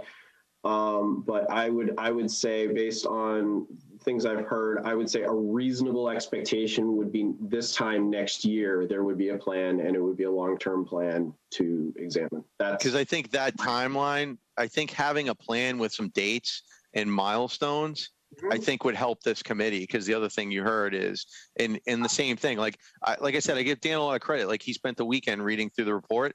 I did not. And some of these things are coming in hot. You should. So if we have a timeline and a plan, I would say I will, personally, we will have a plan. I would say we have a plan by next October. Unless something drastic changes, we would have a plan by then. Because I'm saying a timeline. So like right now, it's, we would say like today, like within whatever, the next month or so, the select board's going to say like, these are the milestones to get to a draft of a plan that, like, through town meeting, October town meeting, we will have a discussion about a long-term process here. A project plan to get the plan baked. Individual milestones to you today, but to your point, yeah, we will have those discussions. Yeah, we will bring in all those pieces, and yes, we will have a plan. And I would say a reasonable expectation would be next October there will be a big plan. If I could just make a point of personal privilege here, though, for a second, before we keep on going back, because the conversation seems to be that there will be a plan. I'm going to end it very soon. Yes. But to the comment, my delivery sucks. I appreciate that my delivery is not always as I would want it to be. However, there's a significant amount of frustration here because we've been talking about asking for plans from the select board for things for years. The TAC requests, all of this stuff. And we continue to have continuously from the select board gotten half-baked ideas. And first it was why do we need studies or getting these studies done? And it's a rush job to then implement things in a manner that doesn't wholly make sense. So yes, there's some frustration here. I realize that there's a ton of data here, but that's kind of the whole point. There is a ton of data here. Let's take a beat. I realize that the chief and a group of people put in a lot of time. I would point out, though, respectfully, that the chief is not a volunteer. He works for the town, and a lot of the people that were involved in that group are not volunteers either, and that probably other people, are volunteer citizens. But that doesn't also mean that we just take what they do and say, oh, you put in a lot of time, so we're just gonna roll with it and implement it. We were put in front of us a proposal to fix ADA compliant issues, and that is not the list that's not actually what the projects are, and that's not just like a labeling thing. I mean, that's a fundamental issue. The Stantec report lays out $7.5 million of things that need to be fixed in town, and this does not start to really address the majority. You said that 5 times. Are you more comfortable? Well, Jay, okay, but hold on, JB. Are you more comfortable now than you were at the beginning, or are you still not comfortable with the I'm more list? comfortable. I'm more comfortable with item 53. That does seem to be more of a fix rather than an add. But I still think that there are other issues. The bus shelters. I mean, I to be spending $116,000 on bus shelters when we have so many ADA non-compliant ramps does not strike me as being financially prudent. So as far as more comfortable voting yes for this, I am not. But so let me first let me hear from Michelle first, and then we're going to conclude this and move on. First of all, I'm incredibly frustrated at this moment. I've spent more time on the other side of the table than any of you. I can honestly say that as a volunteer, and every time I was on the other side of the table, I was always aware that the money I was requesting was taxpayer money. And I never, ever resented anyone on the side of the table that I'm on now for safeguarding that money because it's taxpayer money. And I want to put that right out there. We all have a fiduciary responsibility to the taxpayers. And I never, ever forget that. And when I was on the other side of the table, I had an equal fiduciary responsibility for the money that I was requesting. And we all have to keep that in mind. It is not our money, it is the taxpayers' money. And when we go to town meeting, the money that we are, oh my God, I can't remember the recommendations we are making. Late, we're tired. We are making recommendations to town meeting to spend their own money. And we Yes. have to keep that in mind. Fiduciary responsibility. Okay, so let me, That's the first thing. But the second thing that is frustrating to me is Dan and I have both requested some kind of metrics, some kind of plan, and we've just been ignored. And then Jay comes and asks for a plan, and all of a sudden there's going to be a plan by October. And I just find that frustrating. I'm just going to put that out. Well, don't give me any credit, Michelle. I don't think my ask was like what generated the plan, right? I think there's some momentum. So maybe it's the leaky faucet theory. The other thing is they're sitting through some of the select board meetings. Like, I'm going to speak out of school. I think the dynamic is different perhaps than it was at the beginning of your journey of asking these questions. But regardless of the factors, like, I think you're going to get what you're asking for. And I think this warrant item is a short-term ask. To me, it's like, yeah, I would approve this agile request. I won't be as comfortable approving a string of agile requests. And I think we've made that clear to the select board that at least I am, as one vote, supportive of this, but my support is not limitless. And when Ben is saying like they're going to come up with a plan, I'm at least saying an N of one that like we want some we don't want to say like when, we don't want to say, we're not asking what is your plan, we're asking what is your plan to get to a plan in the process. And it can't be October of next year, you present a plan that we have a week to look at. That's part of what I'm asking, or the ask to the select board is that explain to me not just the dates and the milestones, but the process. Like, what are the swim lanes? What is the select board doing? What is the other committees doing? Where does the finance committee fit into that? That's what I would expect to see when I hear a plan to get to a plan. Okay. So like, I'm sorry you're frustrated and but I don't think your efforts went in vain. I think they just aggregated up to this point is what I would. Well, I will just make the comment that, you know, this is not the first time that we have been told the plan was forthcoming and it's never delivered. So I very much have the approach of I'll believe it when I see it, because I have a feeling we'll see the plan on October 4th of next year when we're doing this discussion next year. Now, I hope that's not the case. I think that after this discussion should be clear. But on a lot of other items, that's exactly what happens. We either get no plan or we get it the same situation. But Travis, having said that, an agenda item? Can we add an agenda item to the select board meeting within the next couple weeks where we discuss? Well, Mr. Sparrow is sitting here right now. He knows our concerns and can take them to his board. Right. But Ken, like, we're gonna I'm asking, can we put it on the agenda for the select board so it's not just we talk to Ben and the chair of the select board controls the agenda of the select board. Right. So I'm asking Travis I would just say, to reach out to the chair of the select board to put the request in. and as you've been involved, you've been in the room in those meetings, right? That what Ben mentioned is not the first time that this has been said, right? So yes, Right. I don't think that's any issue. I would say sitting here, the October timeline of next year is further out than I would like, right? I'd like to be having these conversations at least by May, if not on the May warrant. Well, I was going to say, I would assume that if you're asking for money in May, it's got to be before then. And so, if it's October, then that's fine. I'm not going to rush the select board. But anyway, yes. But it's not Ben's call. He was just hypothesizing. What Yes, I'm saying is, to save everybody time, can we ask that within the next month, because that will get us past town meeting, can we have an agenda item on the select board meeting where we start the conversation about a formal timeline and approach to get to the long-term plan that Michelle, Dan, Ken have referenced? Like, let's put a stake in the ground. The stake in the ground is like step 0. We want to understand from the select board. I'll bring it up. Putting it on Ben. At my meeting to ask to request to do something like that. It'll be after town meeting. And, Michelle, I apologize if you felt that way. I think Jay asked me for a timeline. That's why I gave him October. John had mentioned October at a previous meeting. That's why I felt comfortable saying that. I'd love it faster. That's all I'm going to say. I don't want to. And then I have one request before we vote. Yes. I need to know why the bus stop is more important than ADA compliance for that same money.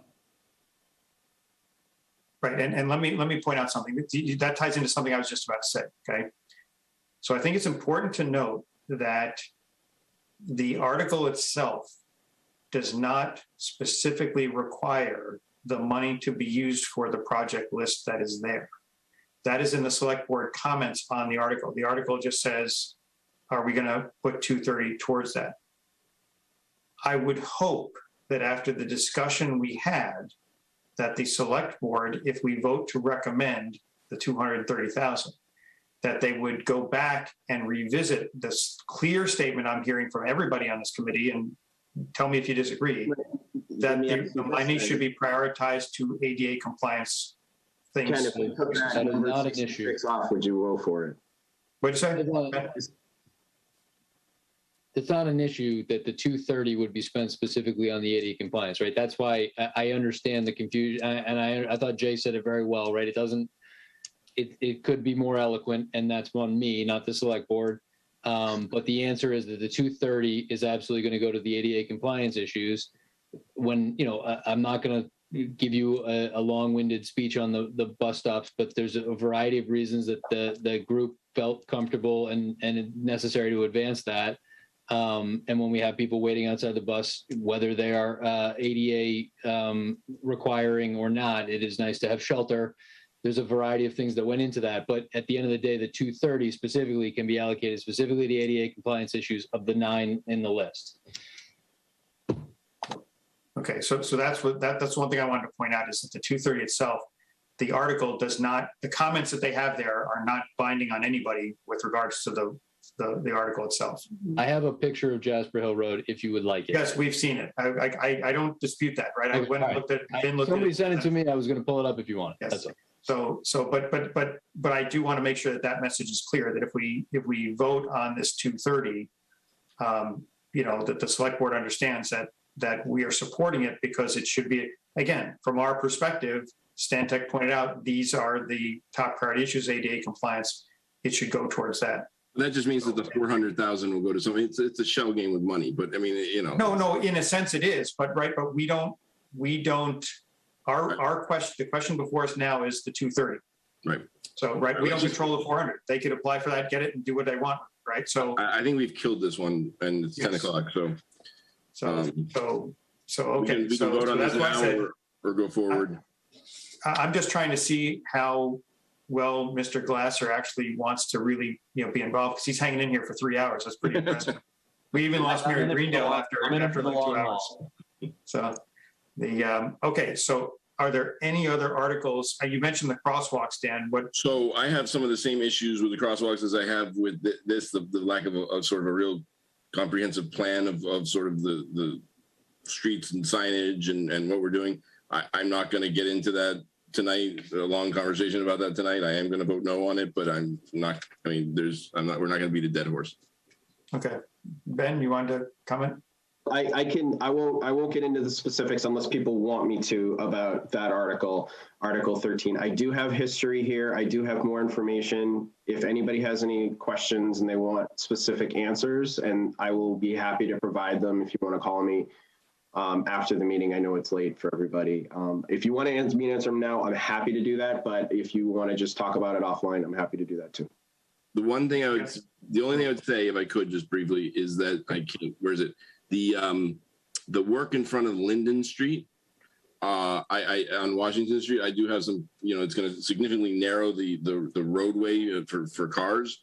I think that there are already a lot of traffic concerns on Washington Street, and I don't believe that this will ease traffic issues at all as well. So in addition to the plan, we could have a whole full conversation about that, but we really just got a fully voted and approved warrant today. So or a couple of days ago. Friday, yeah. So, we haven't really had time to dig into that, but I'm not, whatever. If people have had a chance to look at it, they can decide for themselves. Okay, Travis, you want to say something? Yeah, I would just say specific to these three, all three were identified through a 2014 Mass DOT road safety audit, and all three are identified in the Stantec report. Have been discussed in a couple of these different contexts, including, safe routes to schools and those types of things. So that's where they came from. And again, a variety of these opportunities have put them on this warrant. One more thing, Ken, if I could, and I apologize for it, but in the select board comments, it says that the town of Holliston remains committed to seeking all potential sources of funding, including state and federal grant programs to improve safe access and connectivity for people who walk and bike. However, safety concerns and lack of current active grant programs necessitate the request at this town meeting.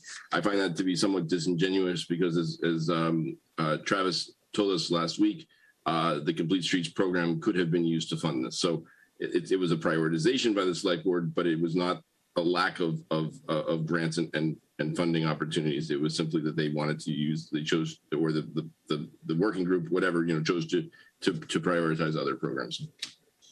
Right. And I'll just point out for the record that I think that the lesson that Ben you should be taken from here also is the comments should be carefully considered. Right.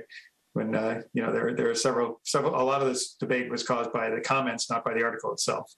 So okay, so let me ask a couple of quick questions. Where do people stand on 12? We're not taking a formal vote yet. I just want to know whether we're going to have a problem with that vote, especially since there are 6 of us. I'm obviously a no.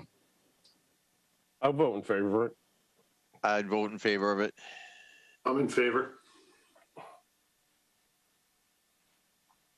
I'll vote in favor of it because of the comments aren't part of the article.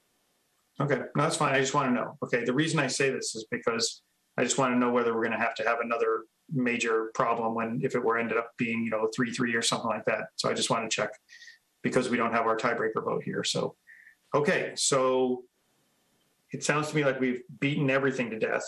So let's start voting. And what I will do is I will start telling you now, this doesn't mean that this is the way we have to vote, but I will do what I usually do. And I will say, here's what the motion, if we want to approve it, should sound like, and then we can go from there just to make this process go quicker. So for Article 1, if everybody's fine with that, the motion would be that we recommend that the town appropriate $1,565,000 from free cash for the General Stabilization Fund. So moved. Second. Okay. Any further discussion on that? And it's going to be painful because we have to do roll call. But we have to do these separately because these have different. The ones that are just favorable action, we can bundle, but we can't bundle these other ones. Is she watching this or is she listening? She's watching, Lisa. Oh, okay. So we don't need to say who's making the motion.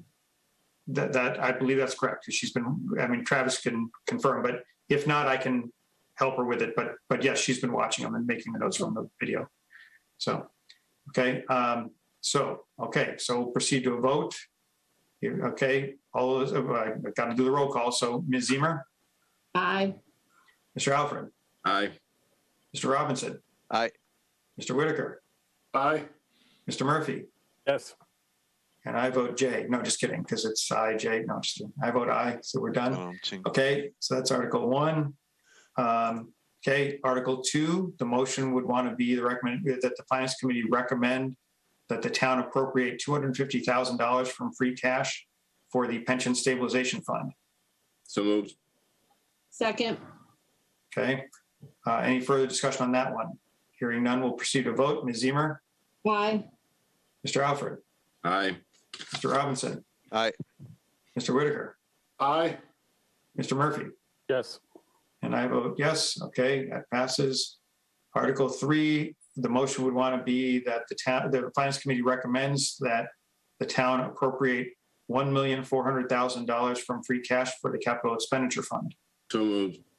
Second. Okay, no further discussion. Proceed to vote. Ms. Zemer, Aye. Mr. Alfred, Aye. Mr. Robinson, Yes. Mr. Whitaker, Aye. Mr. Murphy. Yes. And I vote yes. Okay, that's Article 3. Okay, now Article 4, I don't know how people feel about what I said about the traffic safety. And we can, if we want to, if the desire is to make a recommendation at town meeting about the cameras, then the motion would want to read that Finance Committee recommends. Well, let's say I have to figure out the amount here. Hold on a second. Well, actually, I guess we don't have to, but I'll do it to make it the motion right. So let's see. So it's 1,313,037 minus 91,620. Okay, so this would be, the motion would say that the Finance Committee recommends that the town appropriate $1,221,417 from the capital expenditure fund to fund the following items: $45,000 for the front entrance at 1750 Washington Street, $10,000 for town hall doors, electronic access, $15,000 for town hall HVAC, $15,500 for the HR office at town hall, $10,000 for this electrical panel replacement at the senior center, $13,500 for a rail trail grant match for fencing for the rail trail, $26,300 for a town to replace the town's telephone handsets, $90,500 to purchase a truck with brine tank and applicator for the highway department, $160,617 for 3 police vehicles fully equipped, $285,000 for the replacement of ambulance A3, $20,000 for the replacement of extrication equipment at the fire department, $30,000 for the replacement of the cascade system at the fire department, and $500,000 for the HVAC set aside for the school department. The committee also will make a recommendation at town meeting concerning $91,620 for the public safety cameras. So moved. Do I have a second? Second. Okay. Any further discussion on that? Okay, go ahead, Jay. Ken, so the way you worded that, and don't change anything, we're voting in favor of the 91 contingent on a policy. Like, what does that mean to the 91? What the motion that is on the table right now is to approve everything in the list except for the cameras, where the cameras we will make a recommendation at town meeting so that we can follow up on the policy stuff. You guys meet before town meeting, Jay? And yes, we'll meet before town meeting. Yeah, I got you. I got that. Yeah. So we're going to vote on the 91K before the meeting to make a recommendation. Okay. Yes. All right. Don't forget to host. Yes, don't worry. I'm going to do that. I have plenty of time to do that, and I'm going to do that probably tomorrow or Thursday. So. Thank you, Ken. Okay. Thanks for explaining that. Yep. Okay. So any further discussion on that one? Okay, let's proceed to vote. Ms. Zemer? Aye. Mr. Alfred? Yes. Mr. Robinson? Yes. Mr. Whitaker? Yes. Mr. Murphy? Aye. And I vote yes. Okay, so we have a 4 recommendation. So 5, the most of our recommendation would be to indefinitely postpone Article 5. So moved. Second. Okay, no discussion. Proceed to vote. Ms. Zemer? Aye. Mr. Alfred? Aye. Mr. Robinson? Yes. Mr. Whitaker? Yes. Mr. Murphy? Yes. And I vote yes. Okay. CPC, we don't need to do anything because there's no financial implication there. So there's nothing to do there. Article 7, the motion would be that the Finance Committee recommends that the town appropriate $25,000 from free cash to fund legal support for the cable license renewal. So moved. Second. Okay. Any further discussion on that one? Okay, let's proceed to vote. Ms. Zemer, Aye. Mr. Alfred, Aye. Mr. Robinson, Yes. Mr. Whitaker, Yes. Mr. Murphy, Yes. and I vote yes. Okay. Okay. For Article 8, our recommendation would be that the Finance Committee recommends that the town appropriate $28,000 from free cash for the purpose stated in the article. So moved. Second. Okay.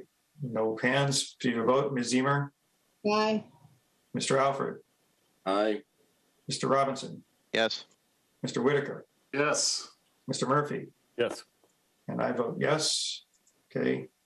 Article 9, the motion would be that the Finance Committee recommends that the town appropriate $9,500 from free cash for the purpose stated in the article. So moved. Second. Okay. No hands. Proceed to vote. Ms. Zemer, Aye. Mr. Alfred, Aye. Mr. Robinson, Yes. Mr. Whitaker, Yes. Mr. Murphy, Yes. and I vote yes. Okay. Article 10, the motion would be that the Finance Committee recommends that the town appropriate $300,000 from the Capital Expenditure Fund for the construction of 9 Green Street. So moved. Second. Okay. Don't see hands. Proceed to vote. Ms. Zemer, Aye. Mr. Alfred, Aye. Mr. Robinson, Yes. Mr. Whitaker, Yes. Mr. Murphy, Yes. and I vote yes. Okay. 11, motion would read that the Finance Committee recommends that the town appropriate $98,000 from water retained earnings for the purpose stated in the article. So moved. Second. Okay, no hands. Ms. Zemer, Aye. Mr. Alfred, Yes. Mr. Robinson, Yes. Mr. Whitaker, Yes. Mr. Murphy, Yes. and I vote yes. Okay. 12, the motion, based on what I heard before, would be that the Finance Committee recommends that the town appropriate $230,000 from the Capital Expenditure Fund for ADA improvements to the sidewalk infrastructure. So moved. Oh. Okay. I'll second. Okay. Okay. We've beaten this one to death, so we'll go right to a vote. Ms. Zemer, Aye. Mr. Alfred, No. Mr. Robinson, Yes. Mr. Whitaker, Yes. Mr. Murphy, Yes. and I will go yes on that one because I want it to be used for ADA compliance, and I know Dan's protest vote was registered, so You let me get out there, yeah. yes. Okay, Article 13, the motion would be that the recommendation is that the Finance Committee recommends that the town appropriate $84,000 from free cash for the purpose stated in the article. So I'll moved. make a motion. I'll second. Disrupting the cycle here. Don't see Sorry. hands. Okay. Ms. Zemer, Aye. Mr. Alfred, No. Mr. Robinson, Yes. Mr. Whitaker, Yes. Mr. Murphy, Yes. and I'll vote yes on that one as well, because I know Dan registered the obligatory protest vote. So stormwater management, Article 14, that would be that the town, recommendation would be, Finance Committee recommends that the town appropriate $90,000 from free cash for the purpose stated in the article. So moved. Second. I was going to say you're back on duty now, Dan. Okay. Okay, I don't see hands. Ms. Zemer, Aye. Mr. Alfred, Aye. Mr. Robinson, Yes. Mr. Whitaker, Yes. Mr. Murphy, Yes. and I vote yes. You want to vote on 15, right? Yeah, Travis? and then make it, just say contingent upon the completion of the punch list. Okay, so the motion would read that the Finance Committee recommends favorable action contingent on completion of the punch list of outstanding items. Okay, something like that, just to. Do we want to time box it, Ken? Because was it Travis said something about 120 days? Do we want to put a time box on our? Well, that's a statutory thing. What we could do, again, I'll put this out on the table. If we want to make sure the punch list is done, or accounted for in some way by town meeting, we can just make a motion to make a recommendation at town meeting. We're already doing that on the other one. So if people would prefer that. You'd rather do that, Mark? I'm sorry, what was that, Dan? You'd rather do that, just make a motion at town meeting? Yes. Make a recommendation to town meeting? Okay, then the Yes, motion please. would be that we make a recommendation to town meeting on Article 15. So So- moved. Based on the Maybe- state of the punch list, Ken, that's what Yeah. you're saying. Yeah, Okay. we're just like with the other thing, we're just gonna make a recommendation to town meeting and then we'll see where the punch list is. When we get to Okay. town meeting. Doesn't planning board read something at town meeting saying that they've that they make? Well, they just have to say they held a hearing, but I don't know if that applies to this, but maybe it does, but go ahead, Travis, They will have a public hearing. My only thought is that, with working with the finance committee and the select board and the moderator, we'll be putting the motions together ahead of time. So if that, essentially is going to be the motion, is that it's contingent on the punch list, that you could do it now and then I can incorporate it into the motions. It's more of an ease for all of us, but just to put that in the conversation. Okay, well, I don't the other care. thing is. We all want the same thing, which is the Right, punch list is rolled in the motion, and ideally that's done by the 18th. But Well, we could also, I was gonna say, we could also make a recommendation at town meeting, but then if the punch is, hopefully it's completed by then, but if it's not, then we can discuss the motion. We'll be discussing the motion between now and town meeting. So I'm saying we can, Could we get up there and say, well, we've changed our recommendation based on the fact that punch list wasn't completed? well, that's why I said maybe it's smarter to just make a recommendation. His concern is valid, but it's not a big deal. He's just saying that if we were to vote it this way now, he could write the motion that way. But if he knows in advance, if the punch list is completed, he knows we'll recommend favorable action. The motion will just say favorable action. If the punch list isn't completed, then we'll have the discussion as how we want to write the motion, right? So he's correct that it impacts him in the short term, but logistically we can take care of it by doing a vote at town meeting anyway. That's why I said it's not really a big deal. we can. So if the motion on the floor is that we make a recommendation to town meeting, that works. I'm just saying that will work with getting the motion ready with Travis. What's seconded, right? So we have to vote on it one way or the other. Okay. So the motion on the floor now is to make a recommendation at town meeting. Did we not second it? We haven't even firsted it. It's late. I'm tired. Okay. So somebody want to make that motion? Dan made the motion. Yeah, I didn't make the I thought I did. But wait, before I vote on this motion, Yes. is that what we want to do, Travis, or do we want to vote this motion down and then make a new motion? Well, no, Travis was just saying that if we voted a motion that said contingent on the punch list, he could then tomorrow write a motion that says, the motion is that we accept the road contingent on a punch list, right? But what I'm saying to you is we can still do the same thing, and Travis knows that, right? Even if we voted to make a recommendation to town meeting, we could see where this is headed. Before we get to town meeting, we're going to know whether it needs to be there, and we could have the motion ready anyway. So that's why I said as a practical matter, it doesn't change what he has to do. So that's why I'm saying it really doesn't have an impact. Well, I want to know what's easier for Travis before I vote. Yeah, no, I think if you do it in your meeting before town meeting, and I know that the punch list is going to be available, I'll know what the vote's going to be, and I can have the motion document. So it's fine to do it at town meeting. It won't cause me too many issues. Right. Okay. That's what I was saying, right? He'll know before we get to that vote. So Okay, so now I'm totally lost. Am I seconding or am I voting? You're Yes. seconding. Dan already firsted. Second. Okay, so now we can take a vote on that motion. So this is a motion to make recommendation that we make a recommendation at town meeting. Okay, a recommendation. Okay, Ms. Zemer, Aye. Mr. Alfred, Aye. Mr. Robinson, Yes. Mr. Whitaker, Yes. Mr. Murphy. Yes. Okay, so that, and I vote yes. Okay, 16 we don't take an opinion on. That's zoning. Okay, so 17, 18, and 19 we can do as one batch vote because it's all just, if we're okay with this, it's the Finance Committee recommends favorable action on Articles 17, 18, and 19. Don't move. Moved. Nope, I did it. No, I said, Okay.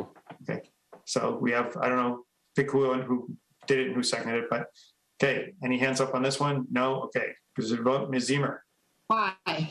Mr. Alfred, aye. Mr. Robinson, Yes. Mr. Whitaker, Yes. Mr. Murphy, Yes. and I vote yes. Okay, so now we have recommendations, and before you all start celebrating, did everybody look at the warrant message? Yes. Yes. Okay, let's yes. deal with that quickly, and then we can be done. So, I have so a couple- I won't share it, but let me see if I have it. I'm just going to make notes of corrections. Obviously, everything highlighted in yellow, I will update all the numbers to reflect our votes. So don't point out the numbers that are, unless there's a real bad error, but I'm saying I'll update them to reflect the dollar amounts of everything we voted. Yeah, just under capital spending, because you're lumping in the construction of 9 Green Street and the sidewalk improvements. I don't know if you want to break that out separately because they're in separate articles or not in the capital article. Well, I did that because the way we've done it in the past, and again, this is for the committee to decide, was we talk about all the money we've recommended in capital spending. So when I did this initially, I said, oh, it's the 1313. And I said, no, it's not, because we got another 530,000 from these other 2 articles. So I stuck it in there. But I do point out below, right, when I talk about the capital recommendations, I wrote capital recommendations outlined above Articles 4, 9, and 12. Right, so I do spell it out. If you want, do you want me to put text in the paragraph above it? I can do that too. That was what I was saying, yeah.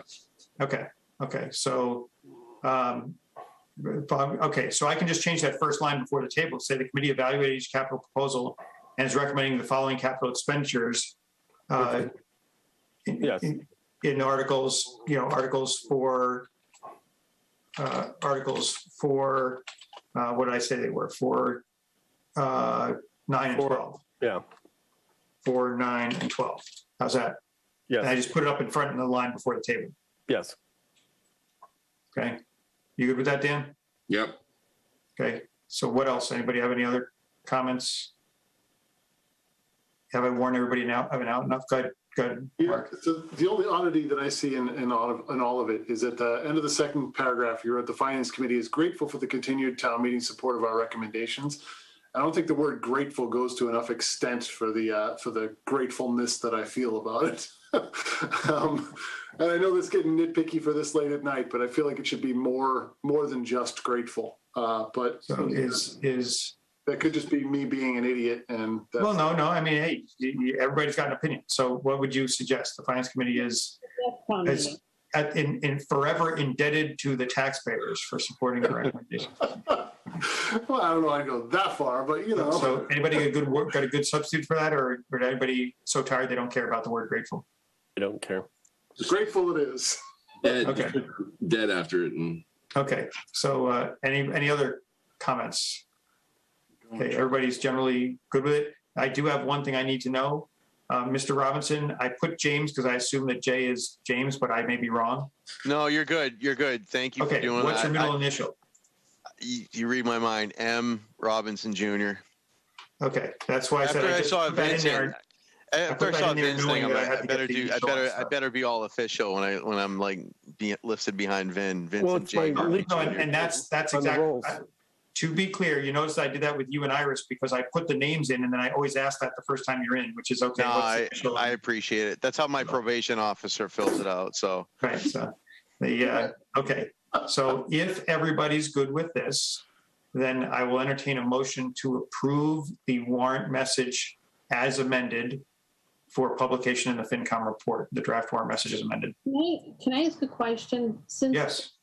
Since the term professional is bandied about so often, I was wondering if the financial professionals on the FinCom would like to use their professional accreditation letters after their names. No. It would be too many. It would be too many commas. Okay. No, I appreciate it though. Well, that's a good point. And to Vin's point, when in the financial industry, they have 75 different certifications. So. Well, only 2 that matter. I know, but yeah. And then I think has one and I have the other, but. So if everybody's fine, as I said, I'll entertain a motion to approve the message for publication as amended. So moved. Okay. Any further discussion on that? Okay, let's proceed to vote. Ms. Zemer? Aye. Mr. Alfred? Yes. Mr. Robinson? yes. Mr. Whitaker? Yes. Mr. Murphy? Yes. And I vote yes. Okay, so now we have a board, and just logistically, I know it's late, but let me just go over the logistics very quickly. This has to get out by Friday, technically Monday, but as you know, we always do it on the Friday before. Travis and I have already been talking about greasing the skids to get it done quickly. Obviously for October, there's not, what? Monday's a holiday too. Oh yeah, so I guess this year it definitely is Friday. But in any case, all I was going to point out was that Travis and I have already had the discussion about how we get from Tuesday to Friday to get this thing out. As you know, the rest of the report is relatively boilerplate. The message is the only real unique thing. Everything else is just some financial data and then a warrant with our recommendations. So at this point, we should have enough to get the report out. Travis and I will work to do that this week, and obviously it'll be sent to everybody once we get the final product put together. So Can I just make one more motion? I want to make a motion that if there's tweaking or something to be made, we give you permission to do that. Okay, I'm fine with that. Non-substantive adjustments. I'll second that. Okay. Okay. Anybody? What did you say, Vin? No, you're going to take a vote. Oh, yes. No, I know. I was just, I thought you were saying something about the motion. Okay. Okay, Ms. The Zemer? vote is non-substantive adjustments don't require finance committee approval. Right. That's basically what she's saying, is so that between now and Friday, we don't have to meet again if I have to make tweaks that are non-substantive. That's her whole point. Which, by the way, we've done very often because, the report, as I said, the report is usually left in, my hands to make sure it's right. But we usually say that before we take the vote, I think. Yes. So, okay, I appreciate that, Michelle. So, Ms. Zemer? Aye. Mr. Alfred? Yes. Mr. Robinson? Yes. Mr. Whitaker? Yes. Mr. Murphy? Yes. And I vote yes. Okay, so now I think we have everything ready for town meeting. The one thing I'll point out is, as we've discussed, I will post this for a pre-meeting. Yes, go ahead, Michelle. Are we going to be meeting in the library before town meeting? What is the preference of the committee? Do you want to still do the field house? I don't think the library may be available due to indoor air quality remediation that's been going on. Okay, so field house it is. Thank you, Chief, for pointing that out before we did anything. So yeah, so I'll post us for the field house, just like we have the last couple of times. Do you want to use the cafeteria and split the difference so you don't have to walk so far? No, we just want to be as far away from the select board as possible. No, just kidding. I need to get my Fitbit steps in. That's right. Yes. So the field house is fine. Is the field house the gym? I feel like that's located here. Yes, okay, it is. Thank you. Yes. I don't know if there are any athletic contests going on in the field house that night. So why don't we say the calf? Hey, look, if the nerds can live in the gym while the basketball season's going on, we can handle a couple of minutes. Can we do it on top of the air handler, please? Can we just? That's right. Okay, just do it on the calf so there's no conflict and we're not having to meet in the hallway. Okay, just walk in place and you get your steps. But what if there's like a home ec class or something in the cafeteria? Stop. Oh my God, motion to. So, okay, so I will post us for somewhere pre-meeting. Town meeting's at 7:30. I'll probably post us, given that we only have these couple of things to discuss, I'll probably post us for 7 or something like that. Or maybe I'll post us for 6:30 to give us time in case we need it. But we should be quick. Obviously, October is much less major than May. Okay, anybody have any last minute comments? So, Mr. Glasser, thank you for sticking. I give you a lot of credit for sticking all the way through. Thank you. Now you see how the sausage gets made. So, thank you. Yeah. Just to be clear, we didn't let you. It's your civic duty, your civic right to be here. So it's we're happy to have you. But, it is not an allowance thing. It's not. It was an honor and privilege on this end. Okay, so in any case, I will therefore entertain the motion. Motion to adjourn. Do I have a second for that? Second. Okay, it is not subject to debate, so we'll proceed immediately to a vote. Did we vote for the message? I'm totally Yes. Hey, you're like 2 votes behind, man. I am tired. Okay, so yeah. So it's not subject to debate, so we'll proceed to a vote. But somebody's got to. Okay, Ms. Zemer. Aye. Mr. Alfred. Yes. Mr. Robinson. Yes. Mr. Whitaker. Yes. Mr. Murphy. Yes. And I vote yes. That concludes the Tuesday, October 5th meeting of the Finance Committee. Thank you for joining us this evening. As you heard, we'll be meeting again just prior to town meeting, but our next major meeting will be at town meeting. We hope to see everybody there.